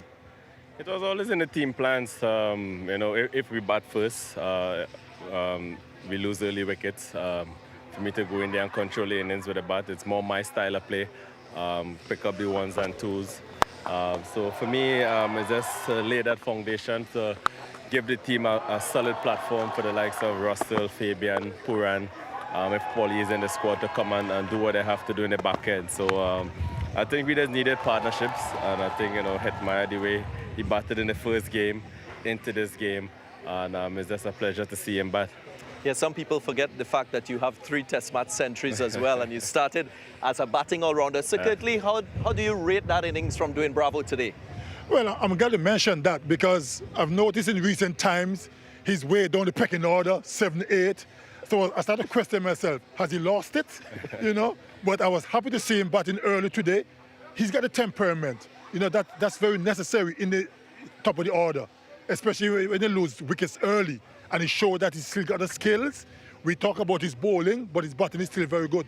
You seem to inspire Hetmyer in a positive way. Hetmyer himself, who picked up the Player of the Match award, top scoring, getting his second T20 International half-century. What did you like about that innings, batting alongside him? I think the way how, again, it started off from the first game. You know, he's a batting leader in our group. We give him the responsibility to take control of the batting and show some maturity. We all know how classy he is as a player, how dangerous he can be. You know, it's just to give himself, just to bat deep. You know, it's a ground that has a big wind factor advantage. And, you know, it's just to continue to guide in the younger players, you know, Hetty, Puran, Obed McCoy, Hayden Walsh. So for us, myself, Paulie, Chris, that's the kind of information and the kind of energy we keep feeding to these younger players. Obviously, you know, there are times we'll play the way how we play in Grenada, but we know we keep challenging ourselves as a group to keep getting better and better. So, Curtly, you mentioned that you were impressed about that innings from Hetmyer. Why? Very much so. He's been under the microscope for quite a while. We all know the kind of talent that he has and the potential to be a match winner for the West Indies. Hasn't really performed as well as we would hoped. So I was really, really impressed with him. Not because he scored the runs, but the way he did it, the maturity shown, and he was so focused and really wanted to do well. I was very impressed. Well, one of the things that Dwayne Bravo didn't mention was the fact that the West Indies wanted to have a left-hander in that of Nicholas Puran batting deeper into the innings. So good rationale behind that move for you to bat at number 5, Dwayne Bravo. Number 3 position. Yeah. Tell me a little bit about that and the lack of production of runs, and how has that affected your team's plans? Yeah, as I said, it's always in the team plan for me to bat up the order if we bat first and if we lose early wickets. You know, the likes of Puran, we know how dangerous he can be in the back end when he does have to, you know, be positive and not really think about too much rotation and conservative cricket. We want these guys to play with freedom. We know how dangerous they can be. They can pull some of the best bowling attack under a lot of pressure. So that was a team plan today. It worked. I must be honest, at some point in time I was trying to get out in the back end. You know, to allow Russell and these guys come to finish off. I think, you know, at one point in time I think I had, you know, do the job that I was sent there to do to make sure we consolidate, build a partnership, lay a foundation, and allow the guys come in. But it worked in the end. 196, we'll take that any day. And Russell cameo again, stepping off from the previous game. So it was a great team effort all in all, and I'm very happy with the bowling group, with Sheldon Cottrell coming in for his first game. Fidel Edwards with pace again. So that's a great team effort. I want to talk to you more about that bowling, but before we go to the bowling, circuitly, the undisputed king of T20 cricket, Chris Gayle, struggling to find his form in this series and even the series before this. Your thoughts on how he's gone? I'm a little bit concerned, right? He's still a dangerous player because on his day, he can take any attack apart. But the last couple of years hasn't really performed to expectation. Obviously, he's getting on in age. He would not be as prolific as he would have been in the past. But I'm a little bit concerned because we do need him to fire, and he's not doing that at the moment. So I'm hoping that he can do that. We got a big tournament coming in terms of the World Cup, but I'm really concerned about his form. Well, let's have a look at Chris Gayle and what he's achieved in the last 4 years. And Dwayne Bravo, 16 matches, an average of 13. How do you respond to something like this? I don't need to respond. I think obviously in the last 4 years, he haven't been the Gayle that we are accustomed to. But as an individual, as a person, we're happy to have him in the group. We don't judge him by his performance, what he is doing now. Chris' presence alone send a fear factor to the opposition and bring a certain level of calmness in our dressing room. We know if he get off, that we all hope for him to get off. But if he don't get off, then it's okay. The other players have to take that responsibility and take that mantle. I know the world is eager and there's a lot of outside pressure because of age factor and stuff, but there's no pressure in the dressing room and from the management staff. And, it's good to have him around. We appreciate what he has done for West Indies cricket over the years. He's a legend, and, we just have to, this last few months with him, let's enjoy the moment with him and let's push him through this last phase of his career. And, yeah, we're not worried about Chris' cause. He's determined to do well. He's trying his best to be conservative and stuff. He's not playing his flamboyance game, but that's okay. Like I said, we're not worried about his cause. We're happy to have the Universe boss in our setup, and we look forward to him coming good soon. Well, you started talking about the bowling shown by the West Indies once again. Your bowlers prompting a collapse. There was one particular wicket which piqued our interest, the slow delivery from Fidel Edwards. Have a look at this. Yeah. Was there a deeper meaning behind that celebration, Dwayne Bravo? Yes, because just 2 days ago I teach him how to do it. I said, you have the perfect action to bowl the dipping slower ball. And I said, I just let him stand like about 5 feet away from me. And I said, Fidel, all you have to do with your action, just sling the ball like this with pace. But he didn't have the confidence to do it in game. So I said to him, do a few in the practice and then give it a show. So he asked me, that same ball, he asked me what ball to bowl. So I said, do it. There's nothing wrong with trying. Just do it and it happens. So I guess for me to see him do something like that and he gave success, I'm happy. So quickly, your thoughts on West Indies and its bowling once again? Clinical. That's the word I have to use. When they got 196 on the board, immediately you feel confident you can defend those runs. They defended 145 last night. Obviously, you're not going to lose with 196.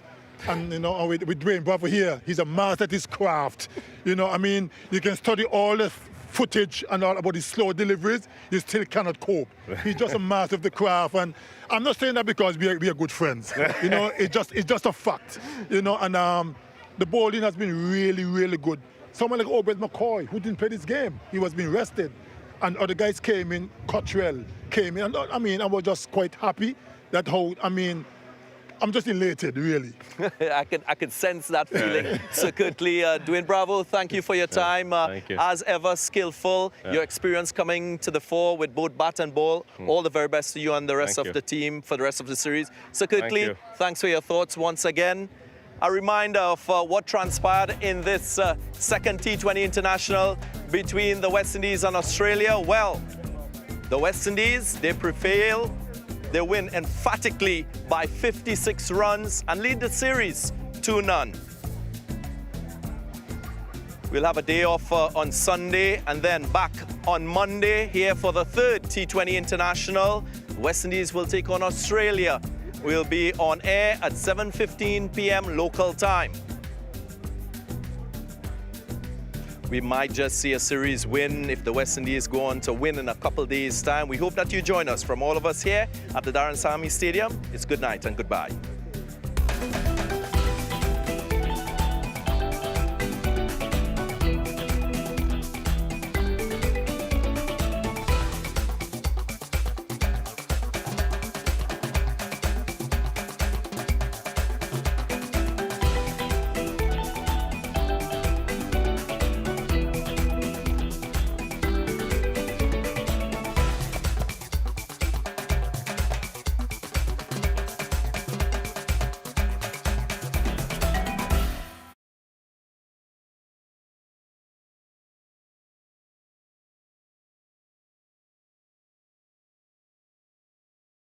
Please. One.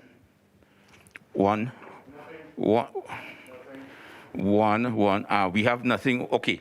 Might be. I have to go downstairs.